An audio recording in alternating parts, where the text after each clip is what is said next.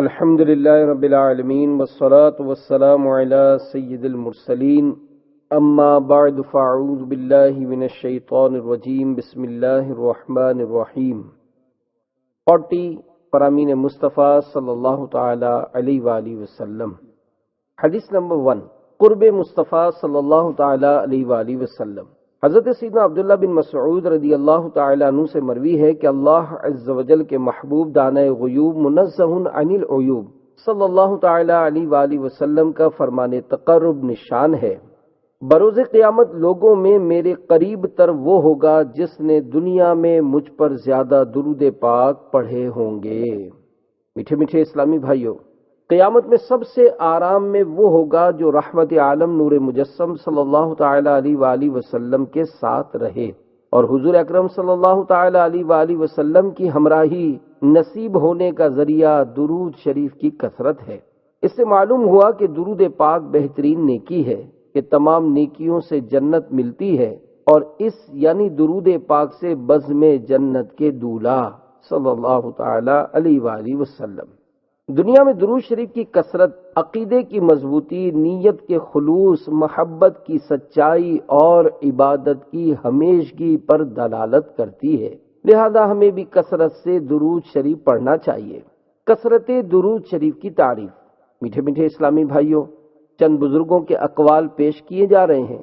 آپ کسی بھی ایک بزرگ کے بتائے ہوئے عدد کو معمول بنا لیں گے تو انشاءاللہ عز و جل آپ کا شمار کثرت سے درود و سلام پڑھنے والوں میں ہو جائے گا، اور وہ تمام برکات و ثمرات حاصل ہو جائیں گے جن کا احادیث مبارکہ میں تذکرہ ہے۔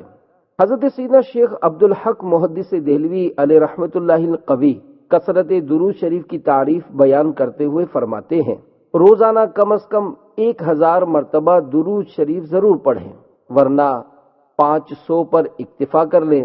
بعض بزرگوں نے روزانہ 300 اور بعض نے نماز فجر و عصر کے بعد 200 مرتبہ پڑھنے کو فرمایا ہے، اور کچھ سوتے وقت بھی پڑھنے کی عادت ڈالیں۔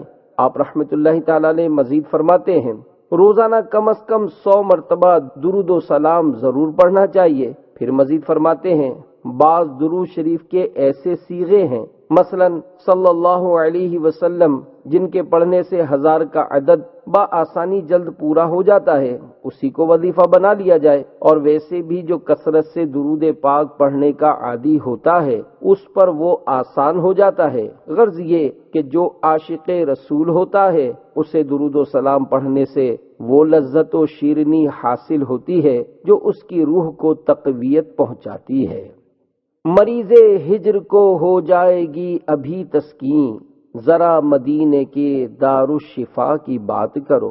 حضرت علامہ محمد یوسف بن اسماعیل نبہانی علیہ رحمت اللہ الغنی اپنی کتاب افضل الصلوات علی سید السادات میں فرماتے ہیں کہ علامہ عبد الوہاب شعرانی علیہ رحمت اللہ الغنی نے کشف الغمہ میں بیان کیا ہے کہ بعض علماء کرام رحمت اللہ تعالی علیہم اجمعین فرماتے ہیں، سرکار مدینہ صلی اللہ علیہ وآلہ وسلم پر بکثرت درود شریف کی کم از کم تعداد ہر رات 700 بار اور ہر دن 700 بار ہے۔ مزید لکھتے ہیں، ایک بزرگ کا بیان ہے، کم از کم کثرت روزانہ 350 بار دن میں اور ہر شب میں 350 بار ہے۔ مزید فرماتے ہیں کہ حضرت امام شعرانی علیہ رحمت اللہ الغنی نے اپنی کتاب انوار القدسیہ میں فرمایا ہے، ہم سے رسول اللہ صلی اللہ علیہ وآلہ وسلم نے عہد لیا کہ ہم آپ صلی اللہ علیہ وآلہ وسلم پر ہر دن اور رات بکثرت درود و سلام پڑھا کریں گے، اور اپنے بھائیوں کے آگے اس کا اجر و ثواب بیان کیا کریں گے، اور حضرت صلی اللہ علیہ وآلہ وسلم سے اظہار محبت کے لیے انہیں پوری ترغیب دیں گے، اور یہ کہ ہم ہر دن اور رات اور صبح اور شام 1000 سے لے کر 10,000 تک درود و سلام کا ورد کریں گے۔ علامہ نبہانی علیہ رحمت اللہ الغنی مزید فرماتے ہیں، حضرت شیخ نور الدین شونی علیہ رحمت اللہ الغنی روزانہ 10,000 بار درود و سلام پڑھتے تھے، اور شیخ احمد زواوی علیہ رحمت اللہ الہادی روزانہ 40,000 بار درود شریف پڑھتے تھے۔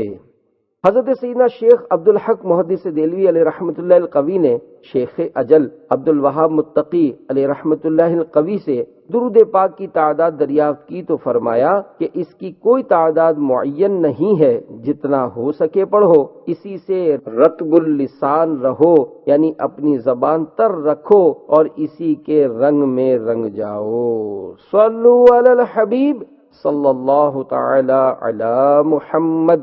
کثرت درود کا انعام۔ حضرت سیدنا شیخ احمد بن منصور علیہ رحمت اللہ الغفور جب فوت ہوئے تو اہل شیراز میں سے کسی نے خواب میں دیکھا کہ وہ شیراز کی جامع مسجد کے محراب میں کھڑے ہیں اور انہوں نے بہترین حلہ یعنی جنتی لباس زیب تن کیا ہوا ہے اور سر پر موتیوں والا تاج سجا ہوا ہے۔ خواب دیکھنے والے نے عرض کی، حضرت کیا حال ہے؟ فرمایا، اللہ تعالیٰ نے مجھے بخش دیا اور مجھ پر کرم فرمایا اور مجھے تاج پہنا کر جنت میں داخل کیا۔ پوچھا کس سبب سے؟ فرمایا، میں تاجدار مدینہ صلی اللہ علیہ وآلہ وسلم پر کثرت سے درود پاک پڑھا کرتا تھا، یہی عمل کام آ گیا۔ صلو علی الحبیب صلی اللہ تعالی علی محمد۔ حدیث نمبر 2، رحمتوں کی برسات۔ حضرت سیدنا ابو ہریرہ رضی اللہ تعالی عنہ سے روایت ہے کہ نور کے پیکر، تمام نبیوں کے سرور، دو جہاں کے تاجور، سلطان بحر و بر صلی اللہ تعالی علیہ وآلہ وسلم کا فرمان رحمت نشان ہے، یعنی مجھ پر درود شریف پڑھو، اللہ تعالی تم پر رحمت بھیجے گا۔ میٹھے میٹھے اسلامی بھائیوں، صلاح کے معنی ہے رحمت یا طلب رحمت۔ جب اس کا فاعل یعنی کرنے والا رب عز و جل ہو تو صلاح بمعنی رحمت ہوتی ہے، اور فاعل جب بندے ہوں تو بمعنی طلب رحمت۔ اسلام میں ایک نیکی کا بدلہ کم از کم 10 گنا ہے۔ خیال رہے کہ بندہ اپنی حیثیت کے لائق درود شریف پڑھتا ہے، مگر رب تعالی اپنی شان کے لائق اس پر رحمتیں اتارتا ہے جو بندے کے خیال و گمان سے ورا یعنی بلند ہے۔ صلو علی الحبیب صلی اللہ تعالی علی محمد۔ حدیث نمبر 3، 10 رحمتیں۔ حضرت سیدنا ابو ہریرہ رضی اللہ تعالی عنہ سے مروی ہے کہ نبی مکرم نور مجسم رسول اکرم شہنشاہ بنی آدم صلی اللہ تعالی علیہ وآلہ وسلم کا فرمان مشکبار ہے، جس نے مجھ پر ایک بار درود پاک پڑھا، اللہ تعالیٰ اس پر 10 رحمتیں بھیجے گا اور اس کے 10 گناہ معاف کیے جائیں گے اور اس کے 10 درجے بلند کیے جائیں گے۔ میٹھے میٹھے اسلامی بھائیوں، معلوم ہوا کہ ایک درود پاک میں 3 فائدے ہیں: 10 رحمتیں، 10 گناہوں کی معافی اور 10 درجوں کی بلندی۔ صلو علی الحبیب صلی اللہ تعالی علی محمد۔ حدیث نمبر 4، نیت کی اہمیت۔ امیر المومنین حضرت سیدنا عمر فاروق رضی اللہ تعالی عنہ سے روایت ہے کہ شہنشاہ مدینہ، قرار قلب و سینہ، صاحب معطر پسینہ، باعث نزول سکینہ، فیض گنجینہ صلی اللہ تعالی علیہ وآلہ وسلم نے ارشاد فرمایا، اعمال کا دار و مدار نیتوں پر ہے۔ میٹھے میٹھے اسلامی بھائیوں، اس حدیث پاک سے معلوم ہوا کہ اعمال کا ثواب نیت پر ہی ہے، بغیر نیت کسی عمل پر ثواب کا استحقاق یعنی حق نہیں۔ اعمال عمل کی جمع ہے اور اس کا اطلاق اعضاء، زبان اور دل تینوں کے افعال پر ہوتا ہے، اور یہاں اعمال سے مراد اعمال صالحہ یعنی نیک اعمال اور مباح یعنی جائز افعال ہیں، اور نیت لغوی طور پر دل کے پختہ ارادے کو کہتے ہیں، اور شرعاً عبادت کے ارادے کو نیت کہا جاتا ہے۔ عبادات کی 2 قسمیں ہیں۔ نمبر 1، مقصودہ، جیسے نماز، روزہ، کہ ان سے مقصود حصول ثواب ہے، انہیں بغیر نیت ادا کیا جائے تو یہ صحیح نہ ہوں گے، اس لیے ان سے مقصود ثواب تھا، اور جب ثواب مفقود ہو گیا تو اس کی وجہ سے اصل شے ہی ادا نہ ہوگی۔ نمبر 2، غیر مقصودہ، وہ جو دوسری عبادتوں کے لیے ذریعہ ہوں، جیسے نماز کے لیے چلنا، وضو، غسل وغیرہ۔ ان عبادات غیر مقصودہ کو اگر کوئی نیت عبادت کے ساتھ کرے گا تو اسے ثواب ملے گا، اور اگر بلا نیت کرے گا تو ثواب نہیں ملے گا، مگر ان کا ذریعہ یا وسیلہ بننا اب بھی درست ہوگا اور ان سے نماز صحیح ہو جائے گی۔ میٹھے میٹھے اسلامی بھائیوں، ایک عمل میں جتنی نیتیں ہوں گی اتنی نیکیوں کا ثواب ملے گا۔ مثلا محتاج قرابت دار کی مدد کرنے میں اگر نیت فقط لوجہ اللہ یعنی اللہ عز و جل کے لیے دینے کی ہوگی تو ایک نیت کا ثواب پائے گا، اور اگر صلہ رحمی کی نیت بھی کرے گا تو دوہرا ثواب پائے گا۔ اسی طرح مسجد میں نماز کے لیے جانا بھی ایک عمل ہے، اس میں بہت سی نیتیں کی جا سکتی ہیں۔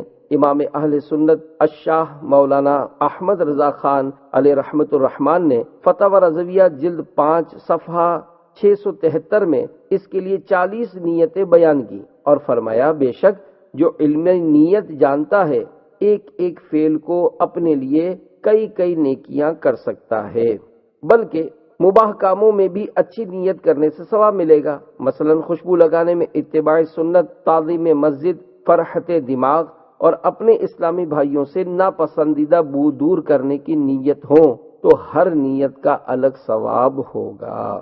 صلو علی الحبیب صلی اللہ تعالی علی محمد۔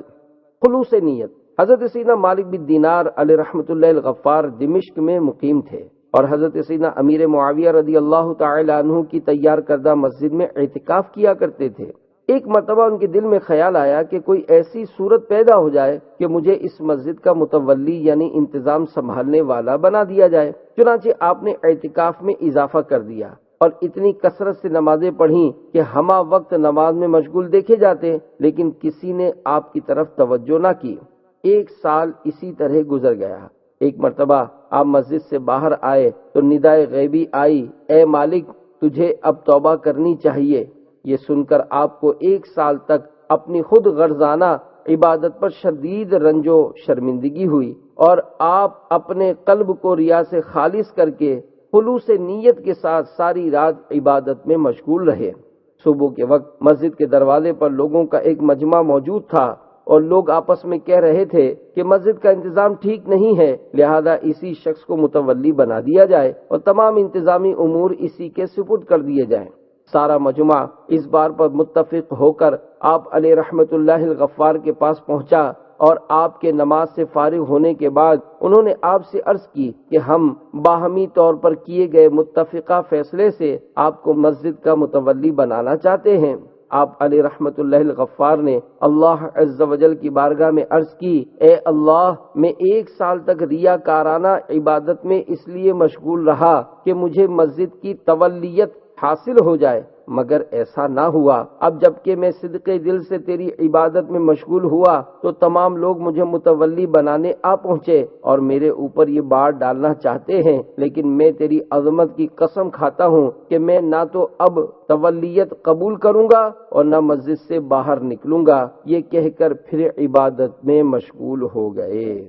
اچھی اچھی نیتوں سے متعلق رہنمائی کے لیے امیر اہل سنت کا سنت و بھرا کیسٹ بیان نیت کا پھل یا ثواب بڑھانے کے نسخے، اس کا مطالعہ کرنا بڑا مفید رہے گا۔ مکتبۃ المدینہ کی شاخ سے طلب کیا جا سکتا ہے۔ صلو علی الحبیب صلی اللہ تعالی علی محمد۔ حدیث نمبر 5، نیت عمل سے بہتر ہے۔ حضرت سیدنا سہل بن سعد رضی اللہ تعالیٰ عنہ سے مروی ہے کہ حضور پاک صاحب لولاک سیاہ افلاک صلی اللہ علیہ وآلہ وسلم کا فرمان دلکشا ہے، مسلمان کی نیت اس کے عمل سے بہتر ہے۔ میٹھے میٹھے اسلامی بھائیوں، امیر المومنین حضرت سیدنا علی المرتضیٰ کرم اللہ تعالی وجہہ الکریم نے ارشاد فرمایا، بندے کو اچھی نیت پر وہ انعامات دیے جاتے ہیں جو اچھے عمل پر بھی نہیں دیے جاتے، کیونکہ نیت میں ریاکاری نہیں ہوتی۔ صلو علی الحبیب صلی اللہ تعالی علی محمد۔ نیت کا پھل۔ بنی اسرائیل کا ایک شخص قحط سالی میں ریت کے ایک ٹیلے کے پاس سے گزرا۔ اس نے دل میں سوچا کہ اگر یہ ریت غلہ ہوتی تو میں اسے لوگوں میں تقسیم کر دیتا۔ اس پر اللہ تعالیٰ نے ان کے نبی علیہ السلام کی طرف وحی بھیجی کہ اس سے فرمائیں کہ اللہ تعالیٰ نے تمہارا صدقہ قبول کر لیا، تیری اچھی نیت کے بدلے میں اس ٹیلے کے بقدر غلہ صدقہ کرنے کا ثواب دیا۔ صلو علی الحبیب صلی اللہ تعالی علی محمد۔ حدیث نمبر 6، حصول علم کی ترغیب۔ حضرت سیدنا انس رضی اللہ تعالیٰ عنہ سے مروی ہے کہ اللہ عز و جل کے محبوب دانۂ غیوب منزہ عن العیوب صلی اللہ تعالی علیہ وآلہ وسلم کا فرمان رہبر نشان ہے، علم حاصل کرو اگرچہ تمہیں چین جانا پڑے۔ میٹھے میٹھے اسلامی بھائیوں، اس حدیث پاک سے علم دین کی بے انتہا اہمیت ثابت ہوتی ہے کہ اس زمانے میں جبکہ ہوائی جہاز، ریل اور موٹر نہیں تھے، عرب سے ملک چین پہنچنا کتنا مشکل کام تھا، مگر رحمت عالم نور مجسم صلی اللہ تعالی علیہ وآلہ وسلم ارشاد فرما رہے ہیں کہ اگرچہ تم کو عرب سے ملک چین جانا پڑے لیکن علم دین ضرور حاصل کرو، اس سے غفلت ہرگز نہ برتو۔ صلو علی الحبیب صلی اللہ تعالی علی محمد۔ مدینہ المنورہ سے دمشق کا سفر۔ حضرت سیدنا کثیر بن قیس رضی اللہ تعالیٰ عنہ نے فرمایا کہ میں حضرت سیدنا ابو درداء رضی اللہ تعالیٰ عنہ کے ساتھ دمشق کی مسجد میں بیٹھا تھا تو ایک آدمی نے آ کر کہا، اے ابو درداء، بے شک میں تاجدار رسالت صلی اللہ علیہ وآلہ وسلم کے شہر مدینہ طیبہ سے یہ سن کر آیا ہوں کہ آپ کے پاس کوئی حدیث ہے جسے آپ رسول اللہ صلی اللہ علیہ وآلہ وسلم سے روایت کرتے ہیں اور میں کسی دوسرے کام کے لیے نہیں آیا ہوں۔ حضرت ابو درداء رضی اللہ تعالی عنہ نے کہا کہ میں نے رسول کریم صلی اللہ تعالی علیہ وآلہ وسلم کو فرماتے ہوئے سنا ہے کہ جو شخص علم میں دین حاصل کرنے کے لیے سفر کرتا ہے تو خدا تعالیٰ اسے جنت کے راستوں میں سے ایک راستے پر چلاتا ہے، اور طالب علم کی رضا حاصل کرنے کے لیے فرشتے اپنے پروں کو بچھا دیتے ہیں، اور ہر وہ چیز جو آسمان و زمین میں ہے، یہاں تک کہ مچھلیاں پانی کے اندر عالم کے لیے دعائے مغفرت کرتی ہیں، اور عالم کی فضیلت عابد پر ایسی ہے جیسی 14ویں رات کے چاند کی فضیلت ستاروں پر، اور علماء انبیاء کرام علیہ السلام کے وارث و جانشین ہیں۔ انبیاء کرام علیہ السلام کا ترکہ دینار و درہم نہیں ہے، انہوں نے وراثت میں صرف علم چھوڑا ہے، تو جس نے اسے حاصل کیا اس نے پورا حصہ پایا۔ صلو علی الحبیب صلی اللہ تعالی علی محمد۔ حدیث نمبر 7۔ بہترین شخص۔ حضرت سیدنا عثمان رضی اللہ تعالی عنہ سے روایت ہے کہ شہنشاہ مدینہ، قرار قلب و سینہ، صاحب معطر پسینہ، باعث نزول سکینہ صلی اللہ تعالی علیہ وآلہ وسلم نے ارشاد فرمایا، تم میں بہترین شخص وہ ہے جس نے قرآن کو سیکھا اور دوسروں کو سکھایا۔ میٹھے میٹھے اسلامی بھائیوں، قرآن سیکھنے سکھانے میں بہت وسعت ہے۔ بچوں کو قرآن کی ہجے سکھانا، قاری صاحبان کا تجویز سیکھنا سکھانا، علماء کرام کا قرآنی احکام بذریعہ حدیث و فقہ سیکھنا سکھانا، صوفیاء کرام کا اسرار و رموز قرآن بسلسلہ طریقت سیکھنا سکھانا، سب قرآن ہی کی تعلیم ہے، صرف الفاظ قرآن کی تعلیم مراد نہیں۔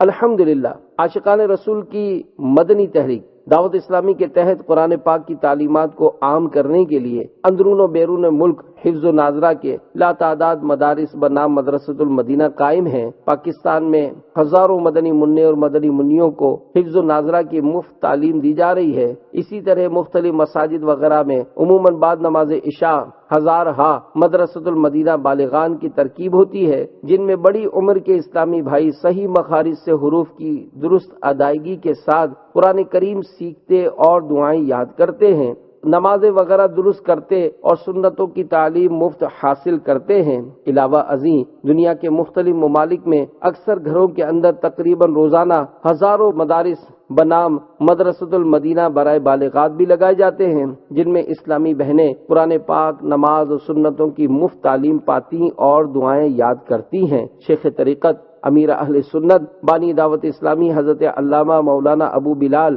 محمد الیاس عطار قادری رضوی ضیائی دامت برکاتہم العالیہ کے جذبات یہ ہیں، یہی ہے آرزو تعلیم قرآن عام ہو جائے، تلاوت کرنا صبح و شام میرا کام ہو جائے۔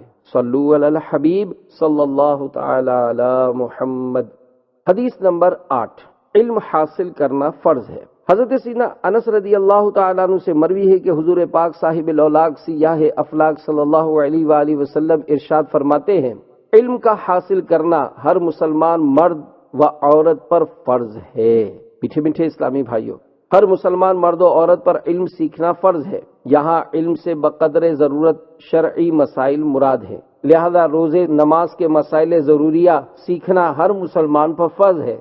حیض و نفاس کے ضروری مسائل سیکھنا ہر عورت پر، تجارت کے مسائل سیکھنا ہر تاجر پر، حج کے مسائل سیکھنا حج کو جانے والے پر عین فرض ہیں، لیکن دین کا پورا عالم بننا فرض کفایہ ہے کہ اگر شہر میں ایک نے ادا کر دیا تو سب بری ہو گئے۔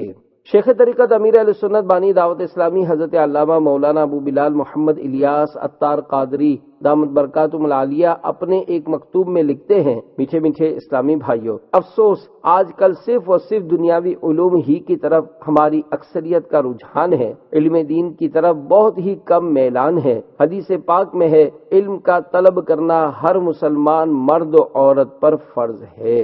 اس حدیث پاک کے تحت میرے آقا اعلی حضرت امام اہل سنت مولانا شاہ امام احمد رضا خان علیہ رحمت الرحمان نے جو کچھ فرمایا، اس کا آسان لفظوں میں مختصراً خلاصہ عرض کرنے کی کوشش کرتا ہوں۔ سب میں اولین و اہم ترین فرض یہ ہے کہ بنیادی عقائد کا علم حاصل کرے، جس سے آدمی صحیح العقیدہ سنی بنتا ہے اور جن کا انکار و مخالفت سے کافر یا گمراہ ہو جاتا ہے۔ اس کے بعد مسائل نماز یعنی اس کے فرائض و شرائط و مفسدات یعنی نماز توڑنے والی چیزیں سیکھے تاکہ نماز صحیح طور پر ادا کر سکے۔ پھر جب رمضان المبارک کی تشریف آوری ہو تو روزوں کے مسائل، مالک نصاب نامی یعنی حقیقتاً یا حکماً بڑھنے والے مال کے نصاب کا مالک ہو جائے تو زکوٰۃ کے مسائل، صاحب استطاعت ہو تو مسائل حج، نکاح کرنا چاہے تو اس کے ضروری مسائل، تاجر ہو تو خرید و فروخت کے مسائل، مزارع یعنی کاشتکار و زمیندار کھیتی باڑی کے مسائل، ملازم بننے اور ملازم رکھنے پر اجارہ کے مسائل، وعلی ھذا القیاس یعنی اور اسی پر قیاس کرتے ہوئے ہر مسلمان عاقل و بالغ مرد اور عورت پر اس کی موجودہ حالت کے مطابق مسئلے سیکھنا فرض عین ہے۔ اسی طرح ہر ایک کے لیے مسائل حلال و حرام بھی سیکھنا فرض ہے، نیز مسائل قلب یعنی باطنی مسائل یعنی فرائض قلبیہ، باطنی فرائض مثلا عاجزی و اخلاص و توکل وغیرہ اور ان کو حاصل کرنے کا طریقہ، اور باطنی گناہ مثلا تکبر، ریاکاری، حسد وغیرہ اور ان کا علاج سیکھنا ہر مسلمان پر اہم فرض ہے۔ صلو علی الحبیب صلی اللہ تعالی علی محمد۔ حدیث نمبر 9، رزق کا ضامن۔ حضرت سیدنا زیاد بن حارث رضی اللہ تعالیٰ عنہ سے مروی ہے کہ نبی مکرم نور مجسم رسول اکرم صلی اللہ تعالیٰ علیہ وآلہ وسلم کا فرمان ذیشان ہے، جو شخص طلب علم میں رہتا ہے اللہ تعالیٰ اس کے رزق کا ضامن ہے۔ میٹھے میٹھے اسلامی بھائیوں، اللہ تعالیٰ طالب علم کو خاص طور پر ایسے ذریعے سے رزق عطا کرے گا کہ اس کا گمان بھی نہ ہوگا انشاءاللہ عز وجل۔ لہذا طالب علم کو چاہیے کہ اپنے رب ہی پر توکل کرے اور تھوڑے کھانے اور کم لباس پر قناعت کرے۔ امام مالک علیہ رحمت اللہ الخالق فرماتے ہیں، جو فقر پر راضی نہ ہوگا تو اسے اس کا مطلوب یعنی علم نہ مل سکے گا۔ فقہ حنفی کے عظیم پیشوا امام اعظم ابو حنیفہ رحمت اللہ تعالی علیہ کے ہونہار شاگرد امام ابو یوسف رحمت اللہ تعالی علیہ نے جب امام اعظم رحمت اللہ تعالی علیہ کی شاگردی اختیار کی تو آپ مالی طور پر ذبح حالی کا شکار تھے، لیکن آپ نے ہمت نہ ہاری اور مسلسل علم حاصل کرتے رہے اور آخر کار فقہ حنفی کے امام کہلائے۔ صلو علی الحبیب صلی اللہ تعالی علی محمد۔ حدیث نمبر 10، راہ خدا عز و جل کا مسافر۔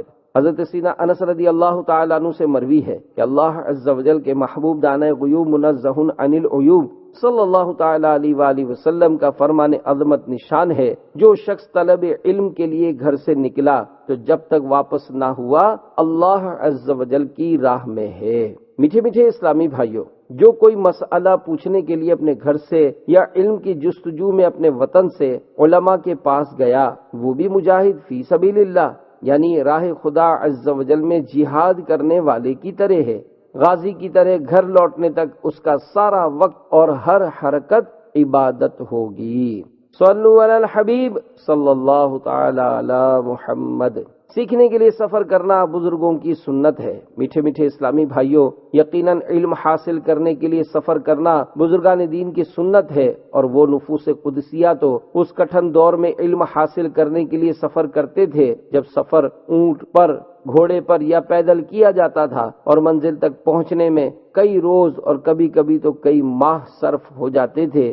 جبکہ آج کل تو مہینوں کا سفر دنوں میں اور دنوں کا سفر گھنٹوں میں طے ہو جاتا ہے۔ اس دور میں اس قدر دشواریاں ہونے کے باوجود لوگوں میں جذبہ تھا کہ وہ راہ خدا عز و جل میں سفر کرتے تھے اور سنتوں کے راستے میں آنے والی ہر تکلیف کو خندہ پیشانی سے برداشت کر لیتے تھے۔ مگر افسوس، آج حالانکہ سفر کرنا نہایت ہی آسان ہو چکا ہے، پھر بھی اس آسانی سے فائدہ اٹھانے کے لیے کوئی تیار نہیں۔ ہاں، حصول دنیا کے لیے اس آسانی کا پورا فائدہ اٹھایا جاتا ہے۔ دولت کمانے کے لیے لوگ ہزاروں میلوں کا سفر طے کر کے نہ جانے کہاں کہاں پہنچ جاتے ہیں۔ مال کمانے کی غرض سے ماں باپ، بیوی بچوں سب سے فرقت اور جدائی گوارا کر لیتے ہیں، خوب کماتے ہیں، بینک بیلنس بڑھاتے ہیں، خوب خوش ہوتے ہیں، ہر وقت مال و دولت کے ڈھیر سہانے سپنے دیکھتے رہتے ہیں، دولت بڑھانے کی نئی نئی ترکیبیں سوچتے رہتے ہیں، شب و روز مال ہی کے جال میں پھنسے رہتے ہیں۔ حب مال میں ہر ایک آج سفر کرنے کے لیے بے قرار اور سر دھڑ کی بازی لگا دینے کے لیے تیار نظر آتا ہے۔ اسلام کی سربلندی کے لیے، نیکی کی دعوت پیش کرنے کے لیے کون اپنے گھر سے نکلے؟ صد وہ مرد مجاہد نظر آتا نہیں مجھ کو، ہو جس کی رگوں پے میں فقط مست یہ کردار۔ میٹھے میٹھے اسلامی بھائیوں، الحمدللہ عز و جل دعوت اسلامی کے مدنی قافلے قریہ با قریہ، گاؤں با گاؤں، ملک با ملک 3 دن، 12 دن، 30 دن اور 12 ماہ کے لیے راہ خدا عز و جل میں سفر کرتے رہتے ہیں۔ ہمیں بھی چاہیے کہ اپنی اور ساری دنیا کے لوگوں کی اصلاح کی کوشش کے لیے عاشقان رسول کے ہمراہ دعوت اسلامی کے مدنی قافلوں میں سفر کو اپنا معمول بنا لیں۔ صلو علی الحبیب صلی اللہ تعالی علی محمد۔ حدیث نمبر 11، گناہوں کا کفارہ۔ حضرت سیدنا سخبرہ رضی اللہ تعالیٰ عنہ سے روایت ہے کہ حضور پاک صاحب لولاک سیاہ افلاک صلی اللہ علیہ وآلہ وسلم کا فرمان مغفرت نشان ہے، جو شخص علم طلب کرتا ہے تو یہ اس کے گزشتہ گناہوں کا کفارہ ہے۔ میٹھے میٹھے اسلامی بھائیوں، طالب علم سے صغیرہ گناہ اسی طرح معاف ہو جاتے ہیں جیسے وضو، نماز وغیرہ عبادات سے۔ لہذا اس کا مطلب یہ نہیں کہ طالب علم جو گناہ چاہے کرے، یا اس حدیث کا مطلب یہ کہ اللہ تعالیٰ نیت خیر سے علم طلب کرنے والوں کو گناہوں سے بچنے اور گزشتہ گناہوں کا کفارہ ادا کرنے کی توفیق دیتا ہے۔ صلو علی الحبیب صلی اللہ تعالی علی محمد۔ حدیث نمبر 12، دین کی سمجھ۔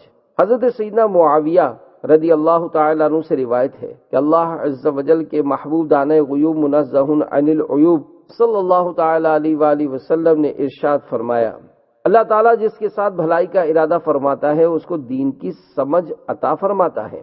میٹھے میٹھے اسلامی بھائیوں، فقہ کے شرعی معنی یہ ہے کہ احکام شرعیہ فرعیہ کو ان کے تفصیلی دلائل سے جاننا۔ اس حدیث کے معنی یہ ہوئے کہ اللہ جسے تمام دنیا کی بھلائی عطا فرمانا چاہتا ہے اسے فقیہ بناتا ہے، یعنی اسے علم، دینی سمجھ اور دانائی بخشتا ہے۔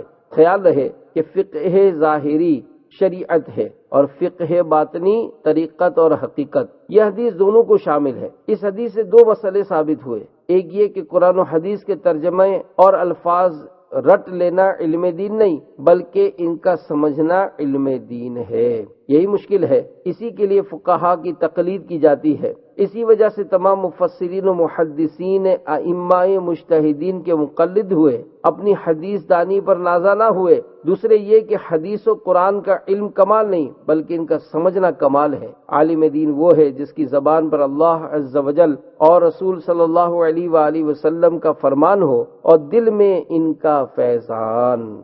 میٹھے میٹھے اسلامی بھائیوں، علم دین علماء حقہ کے فضائل بے شمار ہیں، مگر افسوس آج کل علم دین کی طرف ہمارا رجحان نہ ہونے کے برابر ہے۔ اپنے ہونہار بچوں کو دنیاوی علوم و فنون تو خوب سکھائے جاتے ہیں مگر سنتیں سکھانے کی طرف توجہ نہیں کی جاتی۔ اگر بچہ ذرا ذہین ہو تو اس کے والدین کے دل میں اسے doctor, engineer, professor, computer programmer بنانے کی خواہش انگڑائیاں لینے لگتی ہیں، اور اس خواہش کی تکمیل کے لیے اس کی دینی تربیت سے منہ موڑ کر مغربی تہذیب کے نمائندہ اداروں کی مخلوط ماحول میں تعلیم دلوانے میں کوئی عار محسوس نہیں کی جاتی، بلکہ اسے اعلیٰ تعلیم کی خاطر کفار کے حوالے کرنے سے بھی دریغ نہیں کیا جاتا۔ اور اگر بچہ کن ذہن ہے یا شرارتی ہے یا معذور ہے تو جان چھڑانے کے لیے اسے کسی دارالعلوم یا جامعہ میں داخلہ دلا دیا جاتا ہے۔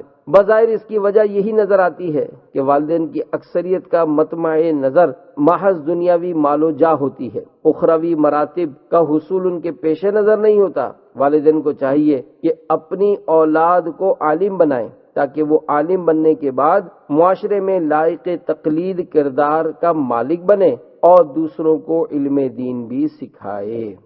الحمدللہ عز و جل دعوت اسلامی کے زیر انتظام کثیر جامعات بنام جامعۃ المدینہ قائم ہیں۔ ان کے ذریعے لاتعداد اسلامی بھائیوں کو حسب ضرورت قیام و طعام کی سہولت کے ساتھ درس نظامی یعنی عالم کورس اور اسلامی بہنوں کو عالمہ کورس کی مفت تعلیم دی جاتی ہے۔ اس کے ساتھ ساتھ جامعات میں ایسا مدنی ماحول فراہم کرنے کی کوشش کی جاتی ہے کہ یہاں سے پڑھنے والے علم و عمل کا پیکر بن کر نکلیں۔ آپ بھی اپنی اولاد کو علم و عمل سکھانے کے لیے جامعۃ المدینہ میں پڑھائیے۔ صلو علی الحبیب صلی اللہ تعالی علی محمد۔ حدیث نمبر 13، نجات کا ذریعہ۔ حضرت سیدنا عبداللہ بن عمرو رضی اللہ تعالی عنہما سے مروی ہے کہ شہنشاہ مدینہ قرار قلب و سینہ صاحب معطر پسینہ باعث نزول سکینہ فیض گنجینہ صلی اللہ علیہ وآلہ وسلم ارشاد فرماتے ہیں، جو خاموش رہا نجات پا گیا۔ میٹھے میٹھے اسلامی بھائیوں، اس فرمان کا ایک مطلب یہ بھی ہو سکتا ہے کہ جس نے خاموشی اختیار کی وہ دونوں جہاں کی بلاؤں سے محفوظ رہا۔ حجت الاسلام امام محمد غزالی علیہ رحمت اللہ الوالی فرماتے ہیں، کلام 4 قسم کے ہیں، ایک خالص نقصان دہ، دوسرا خالص مفید، تیسرا نقصان دہ بھی اور مفید بھی، چوتھا نہ نقصان دہ اور نہ مفید۔ خالص نقصان دہ سے ہمیشہ پرہیز ضروری ہے، خالص مفید کلام ضرور کرے۔ جو کلام نقصان دہ بھی ہو اور مفید بھی اس کے بولنے میں احتیاط کرے، بہتر ہے کہ نہ بولے۔ اور چوتھی قسم کے کلام میں وقت ضائع کرنا ہے، ان کلاموں میں امتیاز کرنا مشکل ہے، لہذا خاموشی بہتر ہے۔ صلو علی الحبیب صلی اللہ تعالی علی محمد۔ بولنے کا نقصان۔ ایک مرتبہ بادشاہ بہرام کسی درخت کے نیچے بیٹھا ہوا تھا کہ اسے کسی پرندے کے بولنے کی آواز سنائی دی۔ اس نے پرندے کی طرف تیر پھینکا جو اسے جا لگا اور وہ ہلاک ہو گیا۔ بہرام نے کہا، زبان کی حفاظت انسان اور پرندے دونوں کے لیے مفید ہے، اگر یہ نہ بولتا تو اس کی جان بچ جاتی۔ صلو علی الحبیب صلی اللہ تعالی علی محمد۔ حدیث نمبر 14، رہنمائی کی فضیلت۔ حضرت سیدنا ابو مسعود انصاری رضی اللہ تعالیٰ عنہ سے مروی ہے کہ نبی مکرم نور مجسم رسول اکرم شہنشاہ بنی آدم صلی اللہ تعالیٰ علیہ وآلہ وسلم کا فرمان خوشبودار ہے، جو شخص کسی کو نیکی کا راستہ بتائے گا تو اسے بھی اتنا ہی ثواب ملے گا جتنا کہ اس نیکی پر عمل کرنے والے کو۔ میٹھے میٹھے اسلامی بھائیوں، نیکی کرنے والا، کرانے والا، بتانے والا، مشورہ دینے والا سب ثواب کے مستحق ہیں۔ سرکار دو عالم صلی اللہ علیہ وآلہ وسلم نے ارشاد فرمایا، اللہ عز و جل کی قسم، اگر اللہ تعالیٰ تمہارے ذریعے کسی ایک کو بھی ہدایت دے دے تو یہ تمہارے لیے سرخ اونٹوں سے بہتر ہے۔ صلو علی الحبیب صلی اللہ تعالی علی محمد۔ حدیث نمبر 15، نیکی کی دعوت کی ضرورت۔ حضرت سیدنا عبداللہ بن عمرو رضی اللہ تعالیٰ عنہما سے روایت ہے کہ شہنشاہ مدینہ قرار قلب و سینہ صلی اللہ تعالی علیہ وآلہ وسلم ارشاد فرماتے ہیں، میری طرف سے پہنچا دو اگرچہ ایک ہی آیت ہو۔ میٹھے میٹھے اسلامی بھائیوں، آیت کا معنی علامت اور نشانی کے ہیں۔ اس لحاظ سے حضور صلی اللہ علیہ وآلہ وسلم کے معجزات، احادیث، احکام، قرآنی آیات سب آیتیں ہیں۔ اصطلاح میں قرآن کے اس جملے کو آیت کہا جاتا ہے جس کا مستقل نام نہ ہو۔ نام والے مضمون کو سورت کہتے ہیں۔ یہاں آیت سے لغوی معنی مراد ہیں، یعنی جیسے کوئی مسئلہ یا حدیث یا قرآن شریف کی آیت یاد ہو وہ دوسروں کو پہنچا دے۔ تبلیغ صرف علماء دامت و فیوزہم پر فرض نہیں، ہر مسلمان بقدر علم مبلغ ہے، اور ہو سکتا ہے کہ آیت کے اصطلاحی معنی مراد ہوں، کہ اس آیت کے الفاظ معنی مطلب مسائل سب مراد ہوں، یعنی جسے ایک آیت حفظ ہو اس کے متعلق کچھ مسائل معلوم ہو لوگوں تک پہنچائے۔ تبلیغ بھی بڑی اہم عبادت ہے۔ تو میٹھے میٹھے اسلامی بھائیوں، معلوم ہوا کہ ہم جو کچھ سنتیں وغیرہ جانتے ہیں اسے آسان طریقے سے دوسرے اسلامی بھائی تک پہنچانا چاہیے۔ ہاں، آیات مقدسہ کی تفسیر اور احادیث مبارکہ کی شرح عام اسلامی بھائی اپنی طرف سے نہیں کر سکتا، یہ مفسرین و محدثین کرام کا کام ہے۔ تاہم نیکی کی دعوت دینے والے مبلغ کے لیے یہ بات نہایت ہی ضروری ہے کہ وہ علم حاصل کرتا رہے، اور اس مصروفیت کے دور میں حصول علم کے آسان ذرائع میں سے ایک ذریعہ تبلیغ قرآن و سنت کی عالمگیر غیر سیاسی تحریک دعوت اسلامی کے سنتوں بھرے اجتماع میں شرکت بھی ہے۔ صلو علی الحبیب صلی اللہ تعالی علی محمد۔ حدیث نمبر 16، دعا کی اہمیت۔ حضرت سیدنا انس بن مالک رضی اللہ تعالی عنہ سے روایت ہے کہ سرکار والا تبار ہم بے کسوں کے مددگار شفیع روز شمار دو عالم کے مالک و مختار حبیب پروردگار صلی اللہ تعالی علیہ وآلہ وسلم نے ارشاد فرمایا، دعا عبادت کا مغز ہے۔ میٹھے میٹھے اسلامی بھائیوں، دعا عبادت کا رکن اعلیٰ ہے۔ دعا عبادت کا مغز اس اعتبار سے ہے کہ دعا مانگنے والا ہر ایک سے کنارہ کر کے اپنے رب عز و جل کی بارگاہ میں مناجات کرتا ہے۔ صلو علی الحبیب صلی اللہ تعالی علی محمد۔ حدیث نمبر 17، دعا بلا کو ٹال دیتی ہے۔ حضرت سیدنا ابو ہریرہ رضی اللہ تعالی عنہ سے مروی ہے، اللہ عز و جل کے محبوب دانائے غیوب منزہ عن العیوب صلی اللہ تعالی علیہ وآلہ وسلم ارشاد فرماتے ہیں، دعا بلا کو ٹال دیتی ہے۔ میٹھے میٹھے اسلامی بھائیوں، دعا کے دو فائدے ہیں، ایک یہ کہ اس کی برکت سے آئی بلا ٹل جاتی ہے، دوسرے یہ کہ آنے والی بلا رک جاتی ہے۔ لہذا فقط بلا آنے پر ہی دعا نہ کی جائے بلکہ ہر وقت دعا مانگنی چاہیے، شاید کوئی بلا آنے والی ہو جو اس دعا سے رک جائے۔ صلو علی الحبیب صلی اللہ تعالی علی محمد۔ غیبی مدد۔ دور نبوی میں ایک تاجر مدینہ پاک سے شام اور شام سے مدینۃ المنورہ مال لاتا اور لے جاتا تھا۔ ایک بار اچانک ایک ڈاکو گھوڑے پر سوار اس کی راہ میں حائل ہوا اور للکار کر تاجر پر جھپٹا۔ تاجر نے کہا، اگر تو مال کے لیے ایسا کر رہا ہے تو مال لے لے اور مجھے چھوڑ دے۔ ڈاکو کہنے لگا، مال تو میں لوں گا ہی، اس کے ساتھ ساتھ تیری جان بھی لوں گا۔ تاجر نے اسے بہت سمجھایا مگر وہ نہ مانا۔ بالآخر تاجر نے اس سے اتنی مہلت مانگی کہ وضو کر کے نماز پڑھے اور کچھ دعا کرے۔ ڈاکو اس پر راضی ہو گیا۔ تاجر نے وضو کر کے 4 رکعت نماز پڑھی اور ہاتھ اٹھا کر 3 بار یہ دعا مانگی، یا ودود یا ودود یا ودود یا ذی العرش المجید، یا مبدئ یا معید یا فعال لما یرید، اسألک بنور وجهک الذی ملأ ارکان عرشک واسألک بقدرتک التي قدرت بها على جميع خلقک وبرحمتک التي وسعت كل شيء لا الہ الا انت یا مغیث اغثنی۔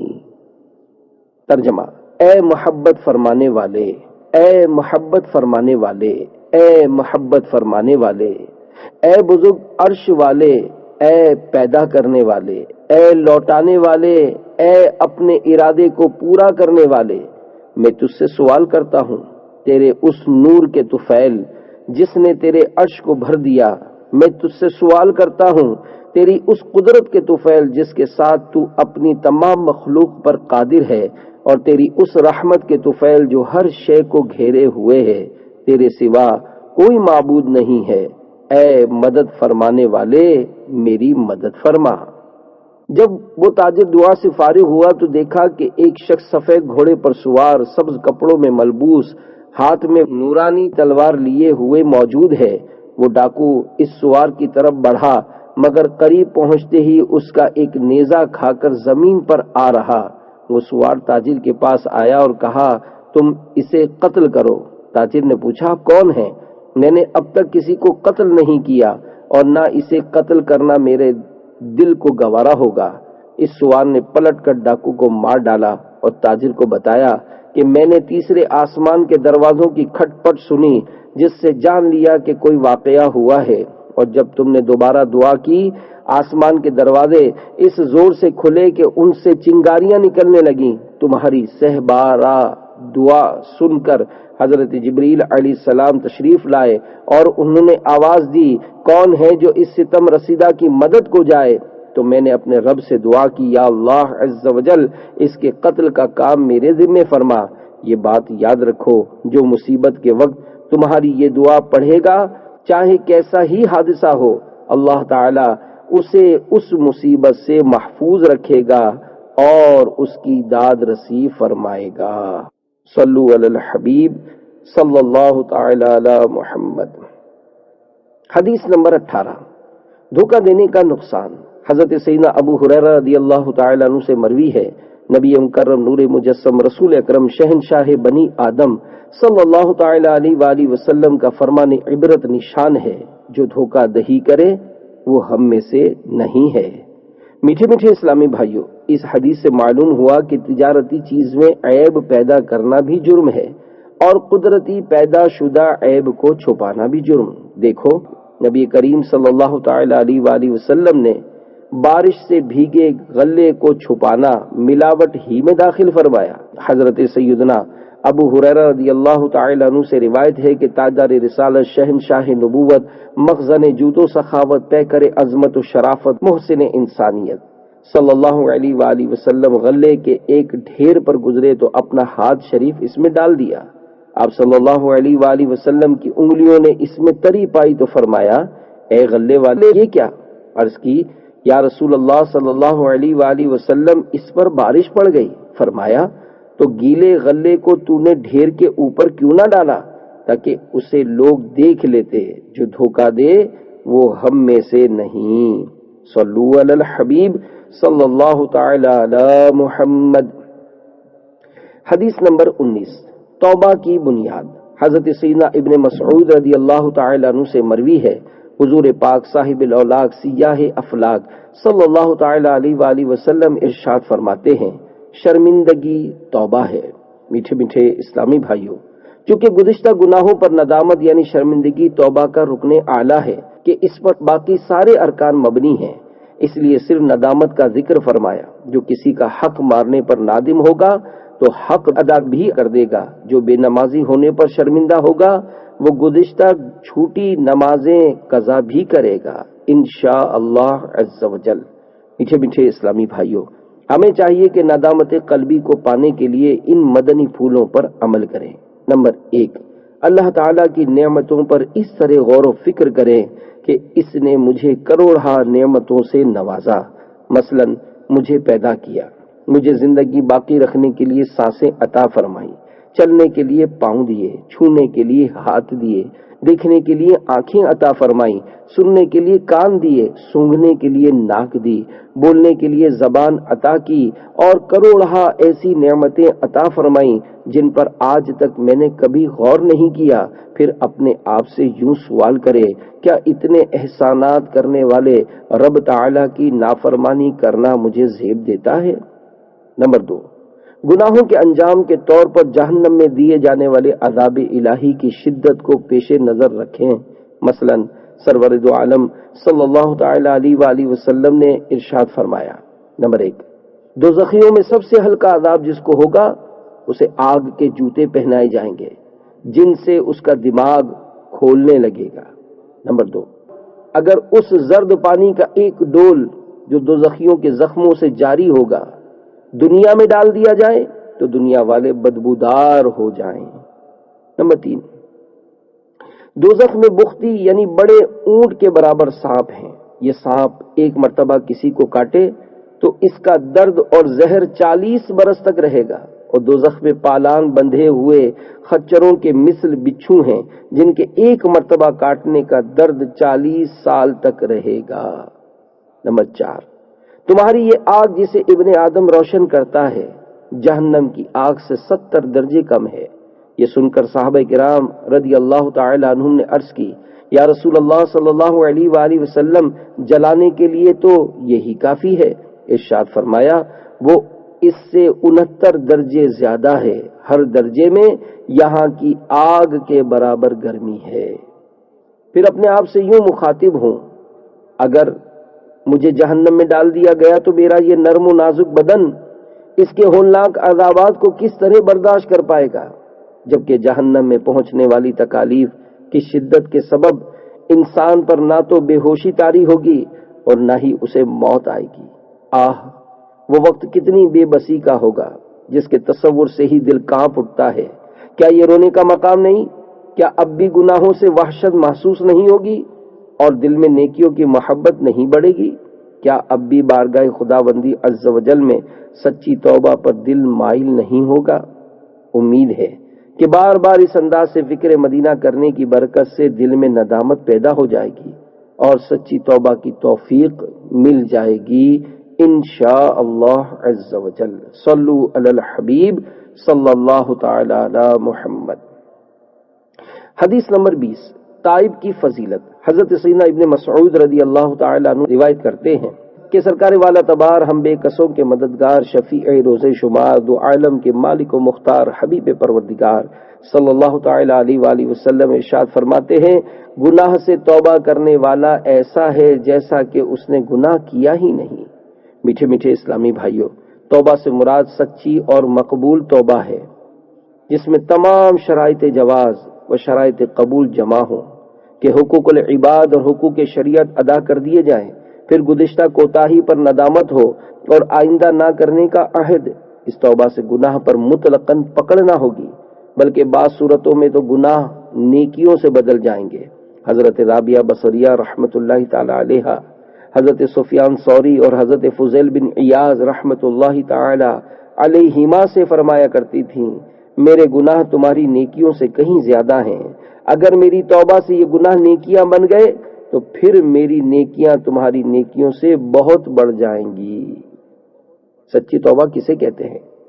اعلی حضرت امام اہل سنت مجدد دین و ملت الشاہ مولانا امام احمد رضا خان علیہ رحمت الرحمن فرماتے ہیں، سچی توبہ کے یہ معنی ہے کہ گناہ پر اس لیے کہ وہ اس کے رب عز و جل کی نافرمانی تھی، نادم و پریشان ہو کر فوراً چھوڑ دے اور آئندہ کبھی اس گناہ کے پاس نہ جانے کا سچے دل سے پورا عزم یعنی ارادہ کرے، جو چارہ کار اس کی تلافی کا اپنے ہاتھ میں ہو بجا لائے۔ تفصیلی معلومات کے لیے مکتبۃ المدینہ کی شائع کردہ کتاب توبہ کی روایت و حکایات کا مطالعہ کیجیے۔ صلو علی الحبیب صلی اللہ تعالی علی محمد۔ سود خور کی توبہ۔ ابتدائی دور میں حضرت سیدنا حبیب عجمی علیہ رحمت اللہ القوی بہت امیر تھے اور اہل بصرہ کو سود پر قرضہ دیا کرتے تھے۔ جب مقروض سے قرض کا تقاضا کرنے جاتے تو اس وقت تک نہ ٹلتے جب تک قرض وصول نہ ہو جاتا، اور اگر کسی مجبوری کی وجہ سے قرض وصول نہ ہوتا تو مقروض سے اپنا وقت ضائع ہو جانے کا ہرجانہ وصول کرتے اور اس رقم سے زندگی بسر کرتے۔ ایک دن کسی کے یہاں وصولیابی کے لیے پہنچے تو وہ گھر پر موجود نہ تھا۔ اس کی بیوی نے کہا کہ نہ تو شوہر گھر پر موجود ہے اور نہ میرے پاس تمہارے دینے کے لیے کوئی چیز ہے، البتہ میں نے آج ایک بھیڑ ذبح کی ہے جس کا تمام گوشت تو ختم ہو چکا ہے، البتہ سر باقی رہ گیا ہے، اگر تم چاہو تو وہ میں تم کو دے سکتی ہوں۔ چنانچہ آپ اس سے سر لے کر گھر پہنچے اور بیوی سے کہا کہ یہ سر سود میں ملا ہے، اسے پکا ڈالو۔ بیوی نے کہا گھر میں نہ لکڑی ہے اور نہ آٹا، بھلا میں کھانا کس طرح تیار کروں؟ آپ نے کہا ان دونوں چیزوں کا بھی انتظام مقروض لوگوں سے سود لے کر کرتا ہوں اور سود ہی سے یہ دونوں چیزیں خرید کر لائے۔ جب کھانا تیار ہو چکا تو ایک سائل نے آ کر سوال کیا۔ آپ نے کہا کہ تیرے دینے کے لیے ہمارے پاس کچھ نہیں اور تجھے کچھ دے بھی دیں تو اس سے تو دولت مند نہ ہو جائے گا لیکن ہم مفلس ہو جائیں گے۔ چنانچہ سائل مایوس ہو کر واپس چلا گیا۔ جب بیوی نے سالن نکالنا چاہا تو وہ ہنڈیا سالن کے بجائے خون سے لبریز تھی۔ اس نے شوہر کو آواز دے کر کہا دیکھو تمہاری کنجوسی اور بدبختی سے یہ کیا ہو گیا ہے۔ آپ کو یہ دیکھ کر عبرت حاصل ہوئی اور بیوی کو گواہ بنا کر کہا کہ آج میں ہر برے کام سے توبہ کرتا ہوں۔ یہ کہہ کر مقروض لوگوں سے اصل رقم لینے اور سود ختم کرنے کے لیے نکلے۔ راستے میں کچھ لڑکے کھیل رہے تھے۔ آپ کو دیکھ کر کچھ لڑکوں نے آوازیں کسنا شروع کیے کہ دور ہٹ جاؤ، حبیب سود خور آ رہا ہے، کہیں اس کے قدموں کی خاک ہم پر نہ پڑ جائے اور ہم اس جیسے بدبخت نہ بن جائیں۔ یہ سن کر آپ بہت رنجیدہ ہوئے اور حضرت سیدنا حسن بصری علیہ رحمت اللہ القوی کی خدمت میں حاضر ہو گئے۔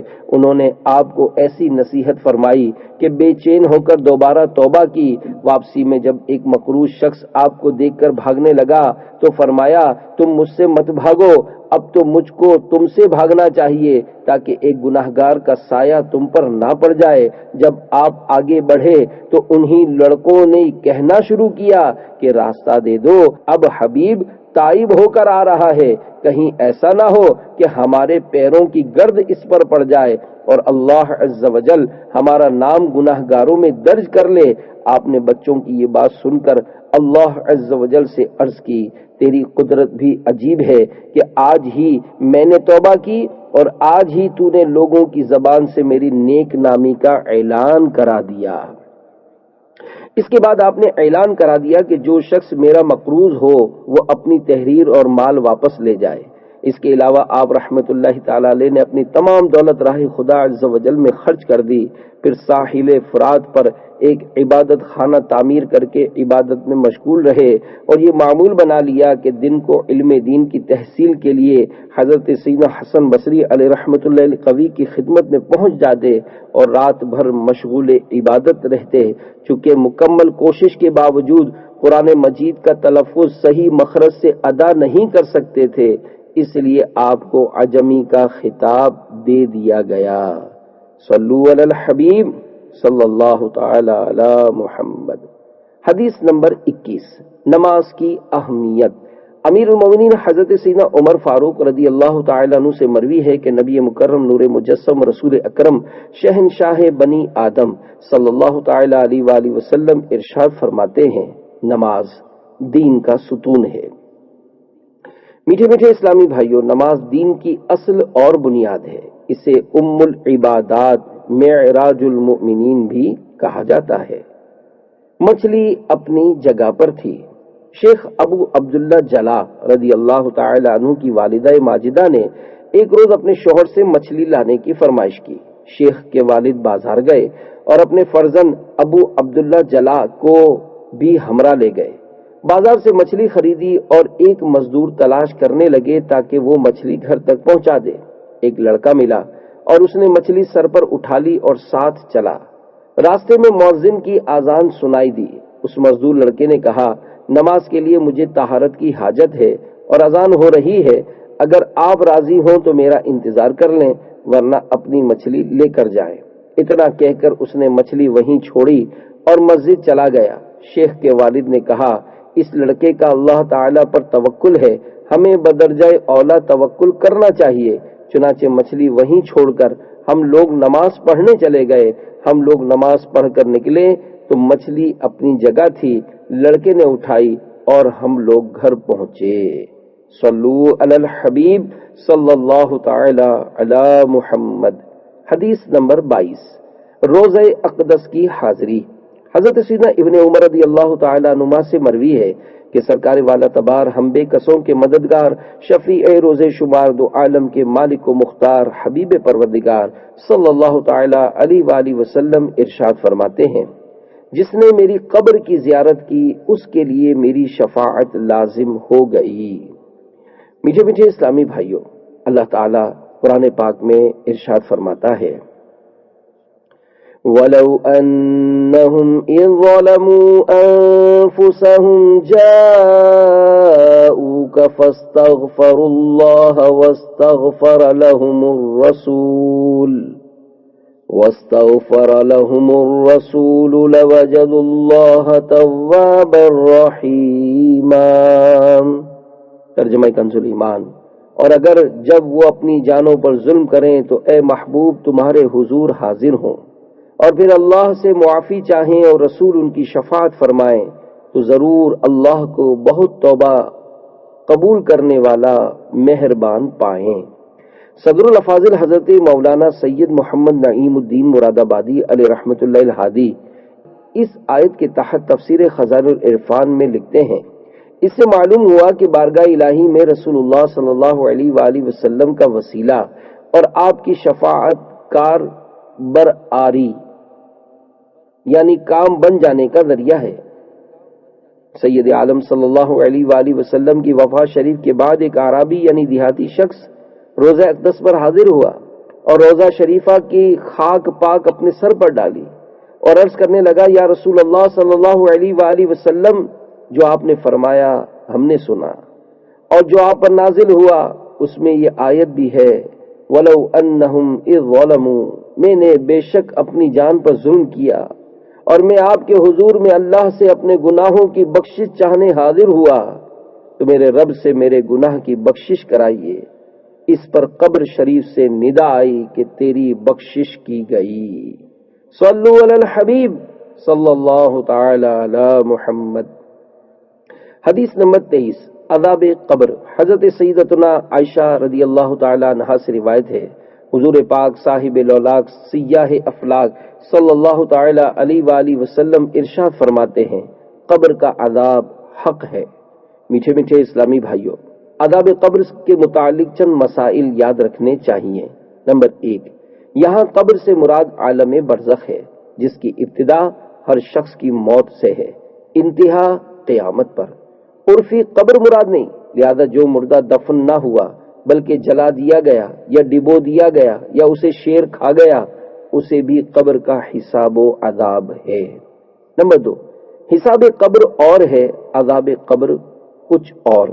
بعض لوگ حساب قبر میں کامیاب ہوں گے مگر بعض گناہوں کی وجہ سے عذاب میں مبتلا، جیسے چغل خور اور گندا یعنی پیشاب کی چھینٹوں سے نہ بچنے والا۔ نمبر 3، کافر کو عذاب قبر دائمی ہوگا، گناہگار مومن کو عارضی۔ نمبر 4، عذاب قبر روح کو ہے، جسم اس کے تابع، مگر حشر کے بعد والا عذاب و ثواب روح و جسم دونوں کو ہوگا۔ صلو علی الحبیب صلی اللہ تعالی علی محمد۔ قبر میں آگ بھڑک اٹھی۔ حضرت سیدنا عمر بن شراحبیل رضی اللہ تعالیٰ عنہ فرماتے ہیں کہ ایک ایسا شخص انتقال کر گیا جس کو لوگ متقی سمجھتے تھے۔ جب اسے دفن کر دیا گیا تو اس کی قبر میں عذاب کے فرشتے آ پہنچے اور کہنے لگے، ہم تجھ کو اللہ عز و جل کے عذاب کے 100 کوڑے ماریں گے۔ اس نے خوفزدہ ہو کر کہا کہ مجھے کیوں مارو گے، میں تو پرہیزگار آدمی تھا۔ تو انہوں نے کہا، اچھا چلو 50 ہی مارتے ہیں۔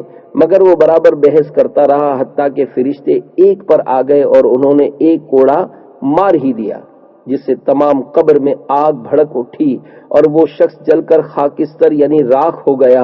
پھر اس کو زندہ کیا گیا تو اس نے درد سے تل ملاتے اور روتے ہوئے فریاد کی، آخر مجھے یہ کوڑا کیوں مارا گیا؟ تو انہوں نے جواب دیا، ایک روز تو نے بے وضو نماز پڑھ لی تھی اور ایک روز ایک مظلوم تیرے پاس فریاد لے کر آیا مگر تو نے فریاد رسید نہ کی۔ میٹھے میٹھے اسلامی بھائیوں، دیکھا آپ نے، اللہ عز و جل ناراض ہوا تو اس نے نیک اور پرہیزگار شخص کی بھی گرفت فرمائی اور وہ عذاب قبر میں گر گیا۔ اللہ عز و جل ہمارے حال زار پر رحم فرمائے اور ہماری بے حساب مغفرت فرمائے، آمین بجاہ النبی الامین صلی اللہ تعالی علیہ وآلہ وسلم۔ صلو علی الحبیب صلی اللہ تعالی علی محمد۔ حدیث نمبر 12، قید خانہ۔ حضرت سیدنا ابو ہریرہ رضی اللہ تعالی عنہ سے مروی ہے کہ اللہ عز و جل کے محبوب دانۂ غیوب منزہ عن العیوب صلی اللہ تعالی علیہ وآلہ وسلم ارشاد فرماتے ہیں، دنیا مومن کے لیے قید خانہ ہے اور کافر کے لیے جنت۔ میٹھے میٹھے اسلامی بھائیوں، یعنی مومن دنیا میں کتنا ہی آرام میں ہو مگر اس کے لیے آخرت کی نعمتوں کے مقابلے میں دنیا جیل خانہ ہے جس میں وہ دل نہیں لگاتا۔ جیل اگرچہ ایک علاج ہو پھر بھی جیل ہے، اور کافر خواہ کتنی ہی تکلیف میں ہو مگر آخرت کے عذاب کے مقابل اس کے لیے دنیا باغ اور جنت ہے، وہ یہاں دل لگا کر رہتا ہے۔ لہذا حدیث شریف پر یہ اعتراض نہیں کہ بعض مومن دنیا میں آرام سے رہتے ہیں اور بعض کافر تکلیف میں۔ صلو علی الحبیب صلی اللہ تعالی علی محمد۔ دنیا قید خانہ ہے۔ قاضی سہل محدث رحمت اللہ تعالی علیہ ایک دن بڑے تذکر احتشام کے ساتھ گھوڑے پر سوار کہیں تشریف لے جا رہے تھے۔ اچانک ایک حمام سلگانے والا دھوئیں اور غبار کی کثافت سے میلا کچیلا یہودی حضرت سہل رحمت اللہ تعالی علیہ کے سامنے آ کر کھڑا ہو گیا اور کہنے لگا، قاضی صاحب، مجھے اپنے نبی صلی اللہ علیہ وآلہ وسلم کے اس فرمان کا مطلب سمجھا دیجئے کہ دنیا مومن کے لیے قید خانہ ہے اور کافر کے لیے جنت ہے، کیونکہ آپ مومن ہو کر اس عیش و آرام و کر و فر کے ساتھ رہتے ہیں اور میں کافر ہو کر اتنا خستہ حال اور آلام و مصائب میں گرفتار ہوں۔ قاضی سہل رحمت اللہ تعالی علیہ نے برجستہ جواب دیا، آرام و آسائش کے باوجود یہ دنیا میرے لیے جنت کی عظیم نعمتوں کے مقابلے میں قید خانہ ہے، جبکہ تمام تر تکالیف کے باوجود یہ دنیا تمہارے لیے دوزخ کے ہولناک عذاب کے مقابلے میں جنت ہے۔ صلو علی الحبیب صلی اللہ تعالی علی محمد۔ حدیث نمبر 25، مسکین کا حج۔ حضرت سیدنا ابن عباس رضی اللہ تعالی عنہ سے مروی ہے کہ نبی مکرم نور مجسم رسول اکرم شہنشاہ بنی آدم صلی اللہ تعالی علیہ وآلہ وسلم ارشاد فرماتے ہیں، جمعہ کی نماز مساکین کا حج ہے۔ میٹھے میٹھے اسلامی بھائیوں، مساکین مسکین کی جمع ہے۔ جو شخص حج کے لیے جانے سے عاجز ہو، اس کا جمعہ کے دن مسجد کی طرف جانا اس کے لیے حج کی مانند ہے۔ صلو علی الحبیب صلی اللہ تعالی علی محمد۔ حج کی قربانی۔ حضرت سیدنا ربیع بن سلیمان علیہ رحمت اللہ المنان اپنا ایک ایمان افروز واقعہ بیان فرماتے ہیں کہ میں ایک مرتبہ کچھ لوگوں کے ساتھ حج پر جا رہا تھا، میرا بھائی بھی میرے ساتھ تھا۔ جب ہم کوفہ پہنچے تو میں ضروریات سفر خریدنے کے لیے بازار کی طرف چلا گیا۔ وہاں میں نے ایک ویران سی جگہ میں دیکھا کہ ایک خچر مرا پڑا ہے اور بہت پرانے اور بوسیدہ کپڑے پہنے ہوئے ایک عورت چاقو سے اس کا گوشت کاٹ کاٹ کر تھیلے میں رکھ رہی ہے۔ میں نے سوچا کہ ہو سکتا ہے کہ یہ عورت کوئی بھٹیارن ہو اور یہی مردار کا گوشت پکا کر لوگوں کو کھلا دے، چنانچہ مجھے اس کی تحقیق ضرور کرنی چاہیے۔ بس میں چپکے چپکے اس کے پیچھے ہو لیا۔ چلتے چلتے وہ ایک مکان کے دروازے پر پہنچی۔ اس نے دروازہ بجایا تو اندر سے پوچھا گیا، کون؟ تو جواب دیا، کھولو، میں ہی بدحال ہوں۔ دروازہ کھلا تو میں نے دیکھا کہ 4 بچیاں ہیں جن کے چہروں سے بدحالی اور مصیبت ٹپک رہی ہے۔ وہ عورت اندر داخل ہو گئی اور دروازہ بند ہو گیا۔ میں جلدی سے دروازے کے قریب گیا اور اس کے سوراخوں سے اندر جھانکنے لگا۔ میں نے دیکھا کہ اندر سے وہ گھر بالکل خالی اور برباد ہے۔ اس عورت نے وہ تھیلا ان لڑکیوں کے سامنے رکھ دیا اور روتے ہوئے کہنے لگی، لو اس کو پکا لو اور اللہ تعالیٰ کا شکر ادا کرو۔ وہ لڑکیاں اس گوشت کو کاٹ کاٹ کر لکڑیوں پر بھوننے لگی۔ میرے دل کو اس سے بہت ٹھیس پہنچی اور میں نے باہر سے آواز دی کہ اے اللہ کی بندی، خدا تعالیٰ کے واسطے اس کو نہ کھا۔ وہ پوچھنے لگی، تم کون ہو؟ میں نے جواب دیا، میں پردیسی ہوں۔ اس نے کہا، ہم تو خود مقدر کے قیدی ہیں، 3 سال سے ہمارا کوئی معین و مددگار نہیں، تم ہم سے کیا چاہتے ہو؟ میں نے کہا کہ مجوسیوں کے ایک فرقے کے سوا کسی مذہب میں مردار کھانا جائز نہیں۔ کہنے لگی کہ ہم خاندان نبوت سے ہیں، ان کا باپ انتقال کر چکا ہے، جو ترکہ اس نے چھوڑا تھا وہ ختم ہو گیا۔ ہمیں معلوم ہے کہ مردار کھانا جائز نہیں، لیکن ہمارا 4 دن کا فاقہ ہے اور ایسی حالت میں مردار جائز ہو جاتا ہے۔ ان کے حالات سن کر مجھے رونا آ گیا۔ میں انہیں انتظار کرنے کا کہہ کر واپس ہوا اور اپنے بھائی سے کہنے لگا کہ میرا ارادہ حج کا نہیں رہا۔ بھائی نے مجھے بہت سمجھایا، فضائل وغیرہ بتائے۔ میں نے کہا کہ بس لمبی چوڑی بات نہ کرو۔ پھر میں نے اپنا احرام اور سارا سامان لیا اور نقد 600 درہم میں سے 100 درہم کا کپڑا خریدا، 100 درہم کا آٹا خریدا اور بقیہ پیسے اس آٹے میں چھپا کر اس عورت کے گھر لے جا کر تمام چیزیں اس کو دی۔ وہ اللہ تعالیٰ کا شکر ادا کرنے لگی اور کہنے لگی، اے ابن سلمان، جا، اللہ تعالیٰ تیرے اگلے پچھلے سب گناہ معاف فرمائے اور تجھے حج کا ثواب عطا فرمائے اور جنت میں تجھے جگہ عطا فرمائے اور دنیا ہی میں تجھے ایسا بدل عطا فرمائے جو دنیا میں تجھ پر ظاہر ہو جائے۔ سب سے بڑی لڑکی نے کہا، اللہ تعالیٰ آپ کو اس کا دگنا اجر عطا فرمائے اور آپ کے گناہ بخش دے۔ دوسری لڑکی نے کہا، آپ کو اللہ تعالیٰ اس سے زیادہ عطا فرمائے جتنا آپ نے ہمیں دیا۔ تیسری نے کہا کہ اللہ تعالی ہمارے نانا جان صلی اللہ علیہ وآلہ وسلم کے ساتھ آپ کا حشر کرے۔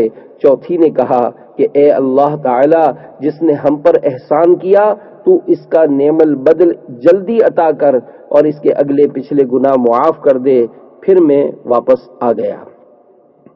میں مجبوراً کوفہ ہی میں رک گیا اور باقی ساتھی حج کے لیے روانہ ہو گئے۔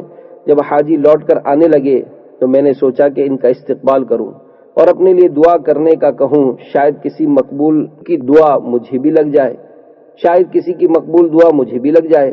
جب مجھے حاجیوں کا قافلہ نظر آیا تو اپنی حج سے محرومی پر بے اختیار رونا آ گیا۔ میں ان سے ملا تو کہا اللہ تعالیٰ تمہارے حج کو قبول فرمائے اور تمہیں اخراجات کا بدلہ عطا فرمائے۔ ان میں سے ایک نے پوچھا یہ دعا کیسی؟ میں نے کہا یہ اس شخص کی دعا ہے جو دروازے تک کی حاضری سے محروم ہو۔ وہ کہنے لگے بڑے تعجب کی بات ہے کہ اب تو وہاں جانے ہی سے انکار کر رہا ہے، کیا تو ہمارے ساتھ عرفات کے میدان میں نہ تھا؟ تو نے ہمارے ساتھ رمی الجمرات نہ کی اور کیا تو نے ہمارے ساتھ طواف نہ کیے؟ آپ فرماتے ہیں کہ میں دل ہی دل میں تعجب کرنے لگا کہ اتنے میں خود میرے شہر کا قافلہ بھی آ گیا۔ میں نے کہا کہ اللہ تعالیٰ تمہاری کوششیں قبول فرمائے، تو وہ بھی یہی کہنے لگے کہ تو ہمارے ساتھ عرفات پر نہ تھا، یہ رمی جمرات نہ کی اور اب انکار کرتا ہے۔ پھر ان میں سے ایک شخص آگے بڑھا اور کہنے لگا کہ بھائی اب کیوں انکار کرتے ہو؟ کیا تم ہمارے ساتھ مکہ شریف اور مدینہ منورہ میں نہ تھے اور ہم شفیع اعظم صلی اللہ علیہ وآلہ وسلم کی قبر انور کی زیارت کر کے واپس آ رہے تھے تو رش کی وجہ سے تم نے یہ تھیلی میرے پاس امانت رکھوائی تھی جس کی مہر پر لکھا ہوا ہے، یعنی جو ہم سے معاملہ کرتا ہے نفع کماتا ہے، اب یہ تھیلی واپس لے لو۔ حضرت سیدنا ربیع بن سلمان علیہ رحمت اللہ المنان فرماتے ہیں میں نے اس تھیلی کو پہلے کبھی نہ دیکھا تھا، میں اس کو لے کر گھر واپس آ گیا، عشاء کے بعد وظیفہ پورا کیا اور اسی سوچ میں جاگتا رہا کہ معاملہ کیا ہے۔ اچانک میری آنکھ لگ گئی، خواب میں سرور عالم نور مجسم صلی اللہ تعالی علیہ وآلہ وسلم کی زیارت کی۔ میں نے آپ صلی اللہ علیہ وآلہ وسلم کو سلام عرض کیا اور ہاتھ چومے۔ پیارے آقا صلی اللہ علیہ وآلہ وسلم نے مسکراتے ہوئے سلام کا جواب دیا اور کچھ یوں ارشاد فرمایا، اے ربیع آخر ہم کتنے گواہ اس بات پر قائم کریں کہ تو نے حج کیا ہے، تو مانتا ہی نہیں۔ سن، جب تو نے میری اولاد میں سے ایک عورت پر صدقہ کیا اور اپنا زاد راہ ایثار کر کے اپنا حج ملتوی کر دیا تو میں نے اللہ تعالیٰ سے دعا کی کہ وہ تجھے اس کا اچھا بدلہ عطا فرمائے، تو اللہ تعالیٰ نے تیری صورت کا ایک فرشتہ بنا کر حکم دیا کہ وہ قیامت تک ہر سال تیری طرف سے حج کیا کرے، اور دنیا میں تجھے یہ بدلہ دیا ہے کہ 600 درہم کے بدلے 600 دینار عطا فرمائے، تو اپنی آنکھیں ٹھنڈی رکھ۔ پھر آقا صلی اللہ تعالی علیہ وآلہ وسلم نے وہی الفاظ دہرائے، یعنی جو ہم سے معاملہ کرتا ہے نفع کماتا ہے۔ حضرت سیدنا ربیع بن سلمان علیہ رحمت اللہ المنان فرماتے ہیں کہ جب میں سو کر اٹھا اور تھیلی کو کھولا تو اس میں 600 اشرفیہ ہی تھیں۔ صلو علی الحبیب صلی اللہ تعالی علی محمد۔ حدیث نمبر 26، خوشخبری سناؤ۔ حضرت سیدنا انس رضی اللہ تعالیٰ عنہ سے مروی ہے کہ حضور پاک صاحب الاولاق سیاہ افلاک صلی اللہ تعالیٰ علیہ وآلہ وسلم ارشاد فرماتے ہیں، خوشخبری سناؤ اور لوگوں کو نفرت نہ دلاؤ۔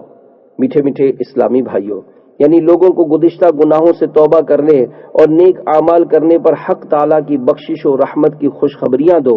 ان گناہوں کی پکڑ پر اس طرح نہ ڈراؤ کہ انہیں اللہ کی رحمت سے مایوسی ہو کر اسلام سے نفرت ہو جائے۔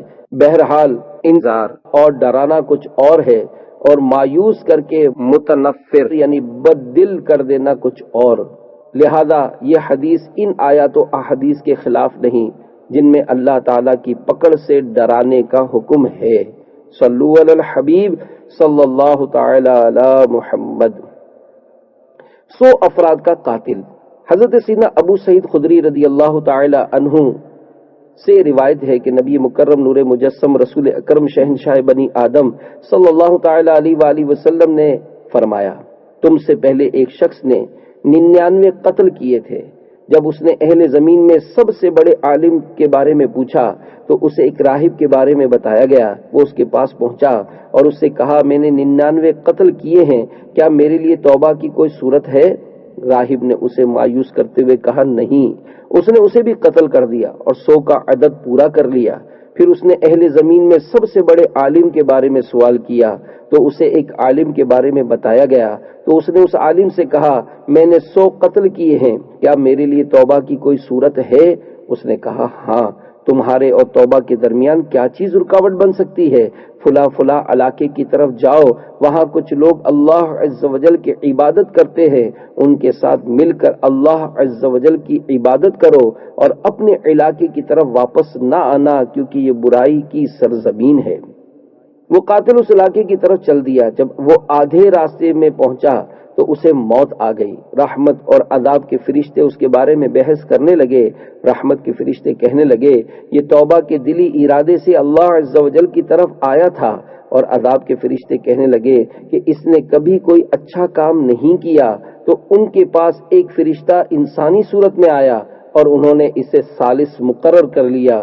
اس فرشتے نے ان سے کہا دونوں طرف کی زمینوں کو ناپ لو, یہ جس زمین کے قریب ہوگا اسی کا حقدار ہے. جب زمین ناپی گئی تو وہ اس زمین کے قریب تھا جس کے ارادے سے وہ اپنے شہر سے نکلا تھا, تو رحمت کے فرشتے اسے لے گئے. توبوا الی اللہ, یعنی اللہ تعالی کی بارگاہ میں توبہ کرو. استغفر اللہ, میں اللہ عز و جل کی بارگاہ میں توبہ کرتا ہوں. صلو علی الحبیب صلی اللہ تعالی علی محمد. حدیث نمبر 27, سلام کی اہمیت. حضرت سیدنا جابر رضی اللہ تعالیٰ عنہ روایت کرتے ہیں کہ اللہ عز و جل کے محبوب دانہ غیوب منزہ عن العیوب صلی اللہ تعالی علیہ وآلہ وسلم ارشاد فرماتے ہیں سلام گفتگو سے پہلے ہے. میٹھے میٹھے اسلامی بھائیوں, سلام 3 قسم کے ہیں. سلام اذن, یہ گھر میں داخل ہونے سے پہلے اجازت داخلہ حاصل کرنے کے لیے ہے. سلام تحیہ, یہ گھر میں داخل ہونے اور کلام کرنے سے پہلے ہے. سلام وداع, یہ گھر سے رخصت ہوتے وقت ہے. یہاں اس حدیث میں سلام تحیت مراد ہے. یہ کلام سے پہلے چاہیے تاکہ تحیت باقی رہے, جیسے تحیت المسجد کے نفل کے وہ بیٹھنے سے پہلے پڑھے جائیں. صلو علی الحبیب صلی اللہ تعالی علی محمد. حدیث نمبر 28, تکبر کا علاج. حضرت سیدنا عبداللہ بن مسعود رضی اللہ تعالی عنہ سے روایت ہے کہ سرکار والا تبار, ہم بے کسوں کے مددگار, شفیع روز شمار, دو عالم کے مالک و مختار, حبیب پروردگار صلی اللہ تعالی علیہ وآلہ وسلم ارشاد فرماتے ہیں سلام میں پہل کرنے والا تکبر سے دور ہو جاتا ہے. میٹھے میٹھے اسلامی بھائیوں, جو شخص مسلمانوں کو سلام کر لیا کرے وہ انشاءاللہ عز و جل متکبر نہ ہوگا, اس کے دل میں عجز و نیاز ہوگا. یہ عمل مجرب ہے. صلو علی الحبیب صلی اللہ تعالی علی محمد. اعلی حضرت علیہ رحمت و رب العزت کی عادت مبارکہ. حضرت مولانا سید ایوب علی علیہ رحمت اللہ القوی کا بیان ہے کہ کوہ بھوالی سے میری طلبی فرمائی جاتی ہے. میں با ہمراہی شہزادہ اصغر حضرت مولانا مولوی شاہ محمد مصطفیٰ رضا خان صاحب مدہ ذلہ الاقدس بعد مغرب وہاں پہنچتا ہوں. شہزادہ ممدوح اندر مکان میں جاتے ہوئے یہ فرماتے ہیں ابھی حضور کو آپ کے آنے کی اطلاع کرتا ہوں, مگر باوجود اس آگاہی کے کہ حضور یعنی امام اہل سنت الشاہ مولانا احمد رضا خان علیہ رحمت الرحمن تشریف لانے والے ہیں, تقدیم سلام یعنی سلام میں پہل سرکار ہی فرماتے ہیں. اس وقت دیکھتا ہوں کہ حضور بالکل میرے پاس جلوہ فرما ہیں. صلو علی الحبیب صلی اللہ تعالی علی محمد. حدیث نمبر 29, مسجد میں ہنسنے کا نقصان. حضرت سیدنا انس رضی اللہ تعالی عنہ سے مروی ہے کہ حضور پاک صاحب لولاک سیاہ افلاک صلی اللہ تعالی علیہ وآلہ وسلم ارشاد فرماتے ہیں مسجد میں ہنسنا قبر میں اندھیرا لاتا ہے. میٹھے میٹھے اسلامی بھائیوں, خیال رہے کہ مسکرانا اچھی چیز ہے اور قہقہا بری چیز. تبسم رحمت عالم نور مجسم صلی اللہ تعالی علیہ وآلہ وسلم کی عادت کریمہ تھی. جس کی تسکین سے روتے ہوئے ہنس پڑیں اس تبسم کی عادت پہ لاکھوں سلام. صلو علی الحبیب صلی اللہ تعالی علی محمد۔ حدیث نمبر 30، قہقہا کی مذمت۔ حضرت سیدنا ابو ہریرہ رضی اللہ تعالی عنہ سے مروی ہے کہ اللہ عز و جل کے محبوب دانۂ غیوب منزہ عن العیوب صلی اللہ تعالی علیہ وآلہ وسلم ارشاد فرماتے ہیں، قہقہا شیطان کی طرف سے ہے اور مسکرانا اللہ عز و جل کی طرف سے ہے۔ میٹھے میٹھے اسلامی بھائیوں، قہقہا سے مراد آواز کے ساتھ ہنسنا ہے۔ شیطان اسے پسند کرتا ہے اور اس پر سوار ہو جاتا ہے، جبکہ تبسم سے مراد بغیر آواز کے تھوڑی مقدار میں ہنسنا ہے۔ صلو علی الحبیب صلی اللہ تعالی علی محمد۔ حدیث نمبر 31، مسواک کی فضیلت۔ ام المومنین حضرت سیدتنا عائشہ صدیقہ رضی اللہ تعالی عنہا روایت کرتی ہیں کہ نبی مکرم نور مجسم رسول اکرم شہنشاہ بنی آدم صلی اللہ تعالی علیہ وآلہ وسلم ارشاد فرماتے ہیں، مسواک میں منہ کی پاکیزگی اور اللہ عز و جل کی خوشنودی کا سبب ہے۔ میٹھے میٹھے اسلامی بھائیوں، شریعت میں مسواک سے مراد وہ لکڑی ہے جس سے دانت صاف کیے جائیں۔ سنت یہ ہے کہ یہ کسی پھول یا پھلدار درخت کی نہ ہو، کڑوے درخت کی ہو، موٹائی چھنگلی کے برابر ہو، لمبائی بالش سے زیادہ نہ ہو، دانتوں کی چوڑائی میں کی جائے نہ کہ لمبائی میں۔ بے دانت والے اسلامی بھائی اور اسلامی بہنیں مسوڑوں پر انگلی پھیر لیا کریں۔ مسواک اتنے مقام پر سنت ہے، وضو میں، قرآن شریف پڑھتے وقت، دانت پیلے ہونے پر، بھوک یا دیر تک خاموشی یا بے خوابی کی وجہ سے منہ سے بدبو آنے پر۔ صلو علی الحبیب صلی اللہ تعالی علی محمد۔ حدیث نمبر 32، جماعت کی فضیلت۔ حضرت سیدنا عبداللہ بن عمر رضی اللہ تعالی عنہما سے مروی ہے کہ حضور پاک صاحب لولاک سیاہ افلاک صلی اللہ تعالی علیہ وآلہ وسلم ارشاد فرماتے ہیں، با جماعت نماز ادا کرنا تنہا نماز پڑھنے سے 27 درجے زیادہ فضیلت رکھتی ہے۔ میٹھے میٹھے اسلامی بھائیوں، عام روایت میں یہی ہے کہ نماز با جماعت بنسبت تنہا کے 25 درجے زائد ہے، مگر بعض روایتوں میں 27 درجے بھی آیا ہے، بلکہ ایک روایت میں 36 درجے بھی وارد ہے، بعض میں 50 بھی۔ علماء نے اس کی مختلف توجیحات کی ہیں، سب میں عمدہ توجیہ یہ ہے کہ یہ نمازی اور وقت اور حالت کے اعتبار سے مختلف ہے۔ صلو علی الحبیب صلی اللہ تعالی علی محمد۔ 25 مرتبہ نماز ادا کی۔ امام اعظم ابو حنیفہ رضی اللہ تعالیٰ عنہ کے شاگرد حضرت سیدنا محمد بن سماع رحمت اللہ تعالیٰ علیہ نے 130 برس کی عمر پائی۔ آپ رحمت اللہ تعالیٰ علیہ روزانہ 200 رکعت نفل پڑھا کرتے تھے۔ آپ رحمت اللہ تعالیٰ علیہ فرماتے ہیں، مسلسل 40 برس تک میری ایک مرتبہ کے علاوہ کبھی تکبیر اولا فوت نہیں ہوئی۔ جس دن میری والدہ کا انتقال ہوا اس دن ایک وقت کی جماعت چھوٹ گئی، تو میں نے اس خیال سے کہ جماعت کی نماز کا 25 گنا ثواب زیادہ ملتا ہے، اس نماز کو میں نے اکیلے 25 مرتبہ پڑھا۔ پھر مجھے کچھ غنودگی آ گئی تو کسی نے خواب میں آ کر کہا، 25 نمازیں تو تم نے پڑھ لی، مگر فرشتوں کی آمین کا کیا کرو گے؟ حدیث شریف میں ہے کہ امام جب غیر المغضوب علیہم ولا الضالین کہے تو تم لوگ آمین کہو۔ جس کی آمین فرشتوں کی آمین کے ساتھ ہوتی ہے اس کے گناہ معاف ہو جاتے ہیں۔ صلو علی الحبیب صلی اللہ تعالی علی محمد۔ جماعت نہ چھوڑی۔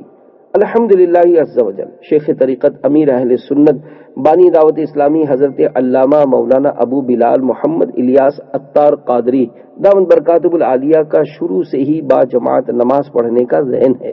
جماعت ترک کر دینا تو گویا آپ کی لغت میں تھا ہی نہیں، یہاں تک کہ جب آپ دامت برکاتہ العالیہ کی والدہ محترمہ کا انتقال ہوا تو اس وقت گھر میں دوسرا کوئی مرد نہ تھا، آپ اکیلے تھے، مگر والدہ محترمہ کی میت چھوڑ کر مسجد میں نماز پڑھانے کی سعادت پائی۔ آپ دامت برکاتہ العالیہ فرماتے ہیں، ماں کے غم میں میرے آنسو ضرور بہ رہے تھے، مگر اس صورت میں بھی الحمدللہ عز و جل جماعت نہ چھوڑی۔ نمازوں میں مجھے ہرگز نہ ہو سستی کبھی آقا، پڑھوں پانچوں نمازیں با جماعت یا رسول اللہ صلی اللہ علیہ وآلہ وسلم۔ صلو علی الحبیب صلی اللہ تعالی علی محمد۔ حدیث نمبر 33، چغل خور کی مذمت۔ حضرت سیدنا حذیفہ رضی اللہ تعالیٰ عنہ سے مروی ہے کہ نبی مکرم نور مجسم رسول اکرم شہنشاہ بنی آدم صلی اللہ تعالیٰ علیہ وآلہ وسلم فرماتے ہیں چغل خور جنت میں داخل نہیں ہوگا۔ میٹھے میٹھے اسلامی بھائیوں، قطات وہ شخص ہے جو دو مخالفوں کی باتیں چھپ کر سنے اور پھر انہیں زیادہ لڑانے کے لیے ایک کی بات دوسرے تک پہنچائے۔ اگر یہ شخص ایمان پر مرا تو جنت میں اولن نہ جائے گا، بعد میں جائے تو جائے، اگر کفر پر مرا تو کبھی وہاں نہ جائے گا۔ مسلم شریف میں نمام کا لفظ استعمال ہوا ہے، جو دو طرفہ جھوٹی باتیں لگا کر صلح کرا دے وہ نمام نہیں مصلح ہے۔ نمام وہ ہے جو لڑائی و فساد کے لیے یہ حرکت کرے۔ صلو علی الحبیب صلی اللہ تعالی علی محمد۔ چغلی کسے کہتے ہیں؟ شیخ طریقت امیر اہل سنت بانی دعوت اسلامی حضرت علامہ مولانا ابو بلال محمد الیاس عطار قادری دامت برکاتہم العالیہ اپنے رسالے برے خاتمے کے اسباب کے صفحہ 9 پر لکھتے ہیں، علامہ عینی رحمت اللہ تعالی علیہ نے امام نووی علیہ رحمت اللہ القوی سے نقل فرمایا کہ کسی کی بات ضرر یعنی نقصان پہنچانے کے ارادے سے دوسروں کو پہنچانا چغلی ہے۔ کیا ہم چغلی سے بچتے ہیں؟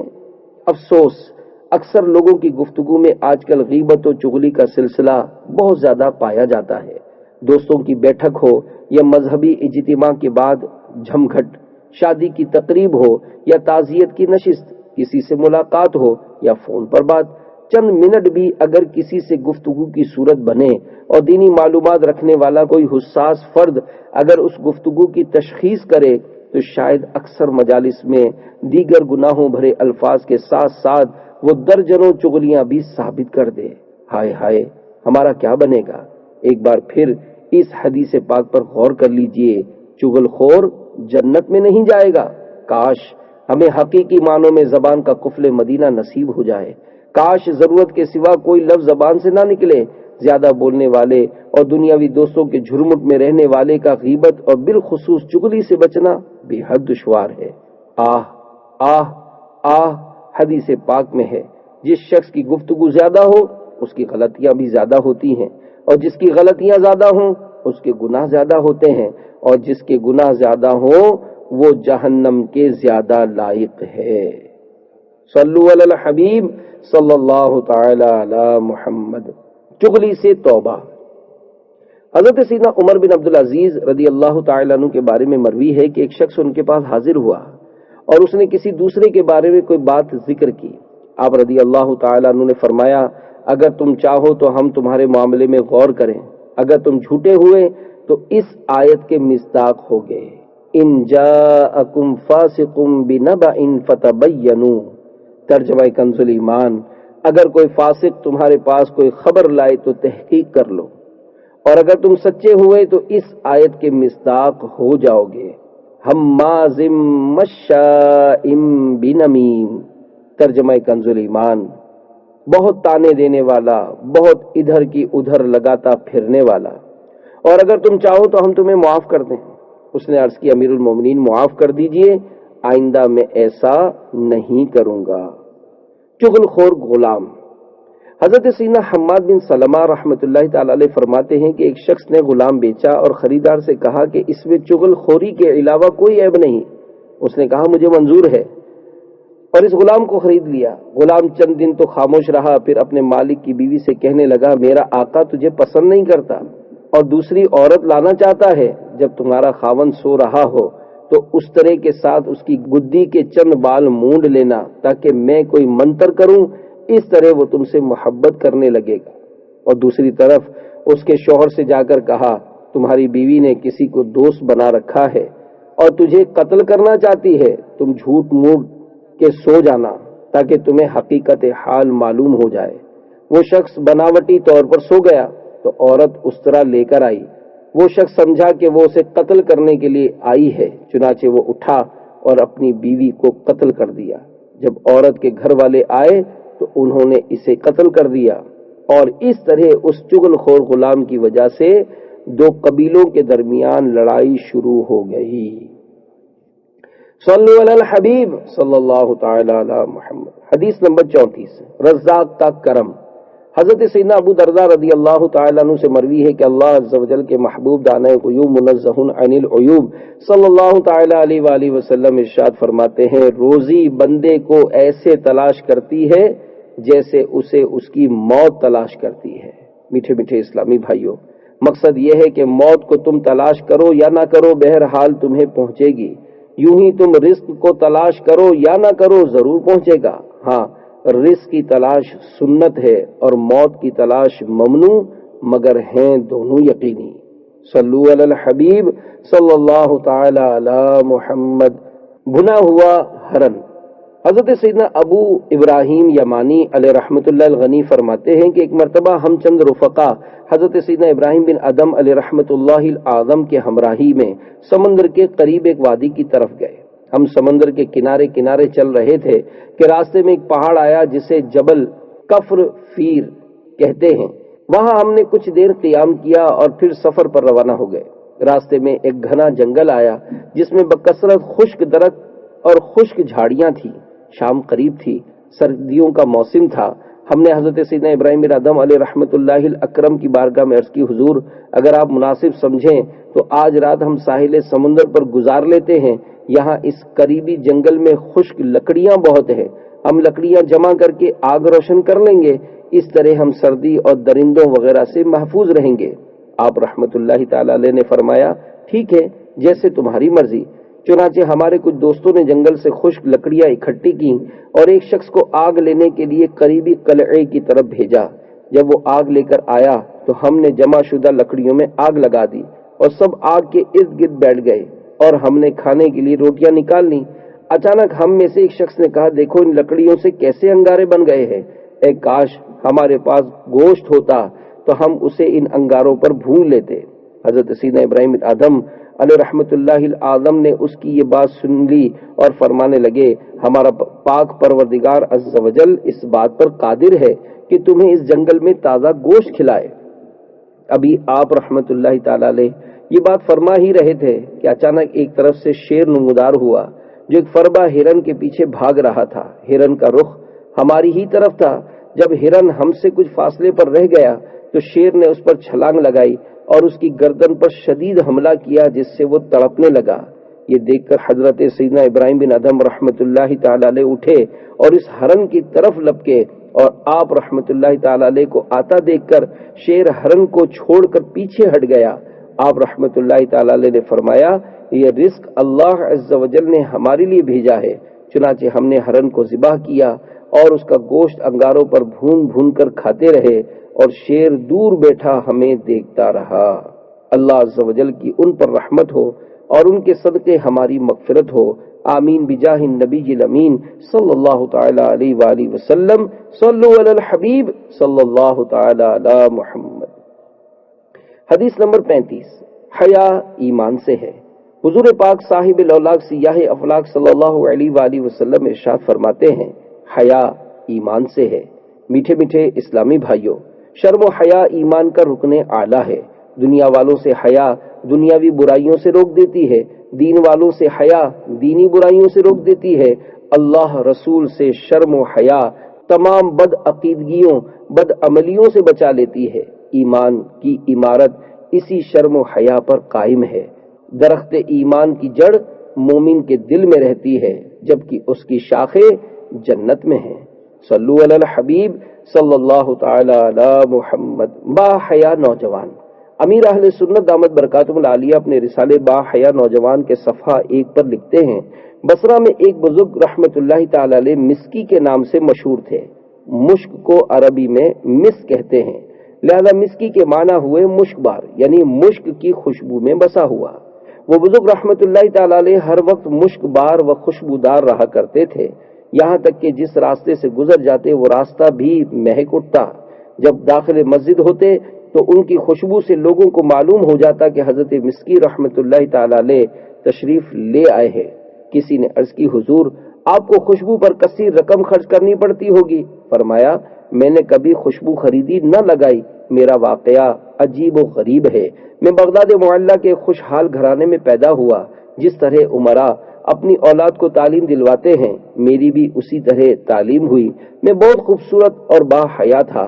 میرے والد صاحب سے کسی نے کہا اسے بازار میں بٹھاؤ تاکہ یہ لوگوں سے گھل مل جائے اور اس کی حیا کچھ کم ہو۔ چنانچہ مجھے ایک بزاز یعنی کپڑا بیچنے والے کی دکان پر بٹھا دیا گیا۔ ایک روز ایک بڑھیا نے کچھ قیمتی کپڑے نکلوائے، پھر بزاز یعنی کپڑے والے سے کہا میرے ساتھ کسی کو بھیج دو تاکہ جو پسند ہو انہیں لینے کے بعد قیمت اور بقیہ کپڑے واپس لائے۔ بزاز نے مجھے اس کے ساتھ بھیج دیا۔ بڑھیا مجھے ایک عظیم الشان محل میں لے گئی اور آراستہ کمرے میں بھیج دیا۔ کیا دیکھتا ہوں کہ ایک زیورات سے آراستہ خوش لباس جوان لڑکی تخت پر بچھے منقش قالین پر بیٹھی ہے۔ تخت و فرش سب کے سب زرعی ہیں اور اس قدر نفیس کہ ایسے میں نے کبھی نہیں دیکھے تھے۔ مجھے دیکھتے ہی اس لڑکی پر شیطان غالب آیا اور وہ ایک دم میری طرف لپکی اور چھیڑ خانی کرتے ہوئے منہ کالا کروانے کے در پہ ہوئی۔ میں نے گھبرا کر کہا اللہ عز و جل سے ڈر، مگر اس پر شیطان پوری طرح مسلط تھا۔ جب میں نے اس کی ضد دیکھی تو گناہ سے بچنے کی تجویز سوچ لی اور اس سے کہا مجھے استنجا خانے جانا ہے۔ اس نے آواز دی تو چاروں طرف سے لونڈیاں آ گئیں۔ اس نے کہا اپنے آقا کو بیت الخلا میں لے جاؤ۔ میں جب وہاں گیا تو بھاگنے کی کوئی راہ نظر نہیں آئی۔ مجھے اس عورت کے ساتھ منہ کالا کرتے ہوئے اپنے رب عز و جل سے حیا آ رہی تھی اور مجھ پر عذاب جہنم کے خوف کا غلبہ تھا۔ چنانچہ ایک ہی راستہ نظر آیا اور وہ یہ کہ میں نے استنجا خانے کی نجاست سے اپنا ہاتھ منہ وغیرہ سان لیے اور خوب آنکھیں نکال کر اس کنیز کو ڈرایا جو باہر رومال اور پانی لیے کھڑی تھی۔ میں جب دیوانوں کی طرح چیختا ہوا اس کی طرف لپکا تو وہ ڈر کر بھاگی اور اس نے پاگل پاگل کا شور مچا دیا۔ سب لونڈیاں اکٹھی ہو گئیں اور انہوں نے مل کر مجھے ایک ٹاٹ میں لپیٹا اور اٹھا کر ایک باغ میں ڈال دیا۔ میں نے جب یقین کر لیا کہ سب جا چکی ہیں تو اٹھ کر اپنے کپڑے اور بدن کو دھو کر پاک کر لیا اور اپنے گھر چلا گیا، مگر کسی کو یہ بات نہیں بتائی۔ اسی رات میں نے خواب میں دیکھا کہ کوئی کہہ رہا ہے تم کو حضرت سیدنا یوسف علیہ الصلوۃ والسلام سے کیا ہی خوب مناسبت ہے، اور کہتا ہے کہ کیا تم مجھے جانتے ہو؟ میں نے کہا نہیں۔ تو انہوں نے کہا میں جبریل علیہ الصلوۃ والسلام ہوں۔ اس کے بعد انہوں نے میرے منہ اور جسم پر اپنا ہاتھ پھیر دیا۔ اسی وقت سے میرے جسم سے مشک کی بہترین خوشبو آنے لگی۔ یہ حضرت سیدنا جبریل علیہ الصلوۃ والسلام کے دست مبارک کی خوشبو ہے۔ حیا کے متعلق مزید تفصیلات جاننے کے لیے امیر اہل سنت دامت برکاتہم العالیہ کا رسالہ با حیا نوجوان مکتبۃ المدینہ کی کسی بھی شاخ سے ہدیتاً طلب کیا جا سکتا ہے۔ صلو علی الحبیب صلی اللہ تعالی علی محمد۔ حدیث نمبر 36 ہے۔ ساقی کوثر صلی اللہ علیہ وآلہ وسلم کا فرمان۔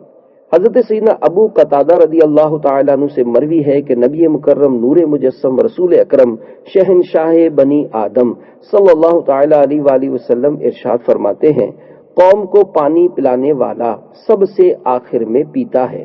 میٹھے میٹھے اسلامی بھائیوں، قانون یہ ہے کہ پلانے والا پیچھے پیے، کھلانے والا پیچھے کھائے۔ ہم ہیں پلانے والے، اس لیے ہم تمہارے بعد پیئیں گے۔ خیال رہے کہ رب تعالیٰ کی طرف سے قاسم حضور صلی اللہ علیہ وآلہ وسلم تھے اور تا قیامت ہیں۔ صلو علی الحبیب صلی اللہ تعالی علی محمد۔ حدیث نمبر 37 آقا صلی اللہ علیہ وآلہ وسلم کا مہینہ۔ ام المومنین حضرت سیدتنا عائشہ صدیقہ رضی اللہ تعالی عنہا سے روایت ہے سرکار والا تبار ہم بے کسوں کے مددگار شفیع روز شمار دو عالم کے مالک و مختار صلی اللہ تعالی علیہ وآلہ وسلم ارشاد فرماتے ہیں شعبان میرا مہینہ ہے اور رمضان اللہ عز و جل کا مہینہ ہے۔ میٹھے میٹھے اسلامی بھائیوں، رحمت عالم نور مجسم صلی اللہ تعالی علیہ وآلہ وسلم نے شعبان کو اس لیے اپنا مہینہ فرمایا کہ آپ صلی اللہ علیہ وآلہ وسلم اس مہینے میں روزے رکھا کرتے تھے، حالانکہ یہ روزے آپ صلی اللہ علیہ وآلہ وسلم پر واجب نہیں تھے، اور رمضان کو اس لیے اللہ تعالیٰ کا مہینہ فرمایا کہ اس نے اس مہینے کے روزے مسلمانوں پر فرض کیے ہیں۔ شعبان کی تجلیات و برکات۔ امیر اہل سنت دامت برکاتہم العالیہ اپنے رسالے آقا کا مہینہ کے صفحہ 4 پر لکھتے ہیں لفظ شعبان میں 5 حروف ہیں، شین، عین، با، الف، نون۔ سیدنا غوث اعظم محبوب سبحانی قندیل نورانی شیخ عبد القادر جیلانی قدس سرہ الربانی نقل فرماتے ہیں شین سے مراد شرف یعنی بزرگی، عین سے مراد علو یعنی بلندی، با سے مراد بر یعنی بھلائی و احسان، الف سے مراد الفت اور نون سے مراد نور ہے۔ تو یہ تمام چیزیں اللہ تعالیٰ اپنے بندوں کو اس مہینے میں عطا فرماتا ہے۔ یہ وہ مہینہ ہے جس میں نیکیوں کے دروازے کھول دیے جاتے ہیں، برکات کا نزول ہوتا ہے، خطائیں ترک کر دی جاتی ہیں اور گناہوں کا کفارہ ادا کیا جاتا ہے، اور خیر البریہ سید الورا جناب محمد مصطفیٰ صلی اللہ علیہ وآلہ وسلم پر درود پاک کی کثرت کی جاتی ہے، اور یہ نبی مختار صلی اللہ علیہ وآلہ وسلم پر درود بھیجنے کا مہینہ ہے۔ صلو علی الحبیب صلی اللہ تعالی علی محمد۔ حدیث نمبر 38، فتنہ باز کی مذمت۔ حضرت سیدنا انس رضی اللہ تعالیٰ عنہ سے مروی ہے کہ حضور پاک صاحب لولاک صلی اللہ علیہ وآلہ وسلم فرماتے ہیں، فتنہ سو رہا ہے، اس کے جگانے والے پر اللہ عز و جل کی لعنت۔ میٹھے میٹھے اسلامی بھائیوں، کسی دینی فائدے کے بغیر لوگوں کو اضطراب، اختلاف، مصیبت اور آزمائش میں مبتلا کر کے نظام زندگی کو بگاڑ دینا فتنہ کہلاتا ہے۔ لہذا ہر وہ چیز جو مسلمانوں کے درمیان فتنے، شر، عداوت اور بغض کا باعث بنے، ہمیں اس سے بچنا چاہیے۔ فتنہ کو قرآن پاک میں قتل سے زیادہ سخت کہا گیا ہے۔ اگر اسی بات پر غور کر لیا جائے تو فتنے سے بچنے کے لیے کافی ہے۔ چنانچہ اللہ عز و جل ارشاد فرماتا ہے، وَالْفِتْنَةُ أَشَدُّ مِنَ الْقَتْلِ، ترجمہ کنز الایمان، اور ان کا فساد تو قتل سے بھی سخت ہے۔ امام بیضاوی علیہ رحمۃ اللہ الوالی فتنے کے قتل سے زیادہ سخت و برا ہونے کی وجہ یہ بیان کرتے ہیں کہ چونکہ قتل کے مقابلے میں فتنے کی تکلیف زیادہ سخت اور اس کا رنج و الم زیادہ دیر تک قائم رہتا ہے، اسی لیے اس کو قتل سے زیادہ سخت فرمایا گیا۔ صلو علی الحبیب صلی اللہ تعالی علی محمد۔ حدیث نمبر 39، اللہ عز و جل کے لیے محبت کرنا۔ حضرت سیدنا ابو ذر رضی اللہ تعالیٰ عنہ سے مروی ہے کہ حضور پاک صاحب لولاک سیاہ افلاک صلی اللہ تعالیٰ علیہ وآلہ وسلم ارشاد فرماتے ہیں، سب سے بہتر عمل اللہ عز و جل کے لیے محبت کرنا اور اللہ عز و جل کے لیے دشمنی کرنا ہے۔ میٹھے میٹھے اسلامی بھائیوں، اللہ عز و جل کے لیے محبت کا مطلب یہ ہے کہ کسی سے اس لیے محبت کی جائے کہ وہ دیندار ہے، اور اللہ عز و جل کے لیے عداوت کا مطلب یہ ہے کہ کسی سے عداوت ہو تو اس بنا پر ہو کہ وہ دین کا دشمن ہے یا دیندار نہیں۔ امام غزالی علیہ رحمۃ اللہ القوی فرماتے ہیں، اگر کوئی شخص باورچی سے اس لیے محبت کرتا ہے کہ اس سے اچھا کھانا پکوا کر فقراء کو بانٹے تو یہ اللہ عز و جل کے لیے محبت ہے، اور اگر عالم دین سے اس لیے محبت کرتا ہے کہ اس سے علم دین سیکھ کر دنیا کمائے تو یہ دنیا کے لیے محبت ہے۔ حضرت سیدنا عبداللہ ابن مسعود رضی اللہ تعالیٰ عنہ سے مروی ہے کہ رحمت عالم نور مجسم شہنشاہ بنی آدم صلی اللہ علیہ وآلہ وسلم کا فرمان عالی شان ہے، یہ بات ایمان سے ہے کہ ایک شخص دوسرے سے فقط اللہ عز و جل کے لیے محبت کرے، اس میں دیے جانے والے مال کا دخل نہ ہو تو ایسی محبت ایمان کا حصہ ہے۔ امام نووی علیہ رحمۃ اللہ الولی فرماتے ہیں، اللہ و رسول عز و جل و صلی اللہ علیہ وآلہ وسلم کی محبت میں زندہ اور انتقال کر جانے والے اولیاء و صالحین رحمہم اللہ تعالی کی محبت بھی شامل ہے، اور اللہ و رسول عز و جل و صلی اللہ علیہ وآلہ وسلم کی افضل ترین محبت یہ ہے ان کے احکام پر عمل اور نواہی سے اجتناب کیا جائے۔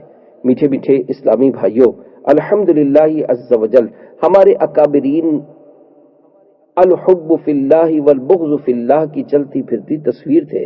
چنانچہ حضرت ابو عبیدہ بن جراح رضی اللہ تعالی عنہ نے جنگ احد میں اپنے باپ جراح کو قتل کیا، اور حضرت ابو بکر صدیق رضی اللہ تعالی عنہ نے روز بدر اپنے بیٹے عبد الرحمن کو مبارزت یعنی مقابلے کے لیے طلب کیا، لیکن رسول کریم صلی اللہ علیہ وآلہ وسلم نے انہیں اس جنگ کی اجازت نہ دی، اور سیدنا مصعب بن عمیر رضی اللہ تعالی عنہ نے اپنے بھائی عبداللہ بن عمیر کو قتل کیا، اور حضرت عمر بن خطاب رضی اللہ تعالی عنہ نے اپنے ماموں عاص بن حشام بن مغیرہ کو روز بدر قتل کیا، اور حضرت علی بن ابی طالب و حمزہ و ابو عبیدہ رضی اللہ تعالی عنہم نے ربیعہ کے بیٹوں عتبہ اور شیبہ کو اور ولید بن عتبہ کو بدر میں قتل کیا جو ان کے رشتہ دار تھے۔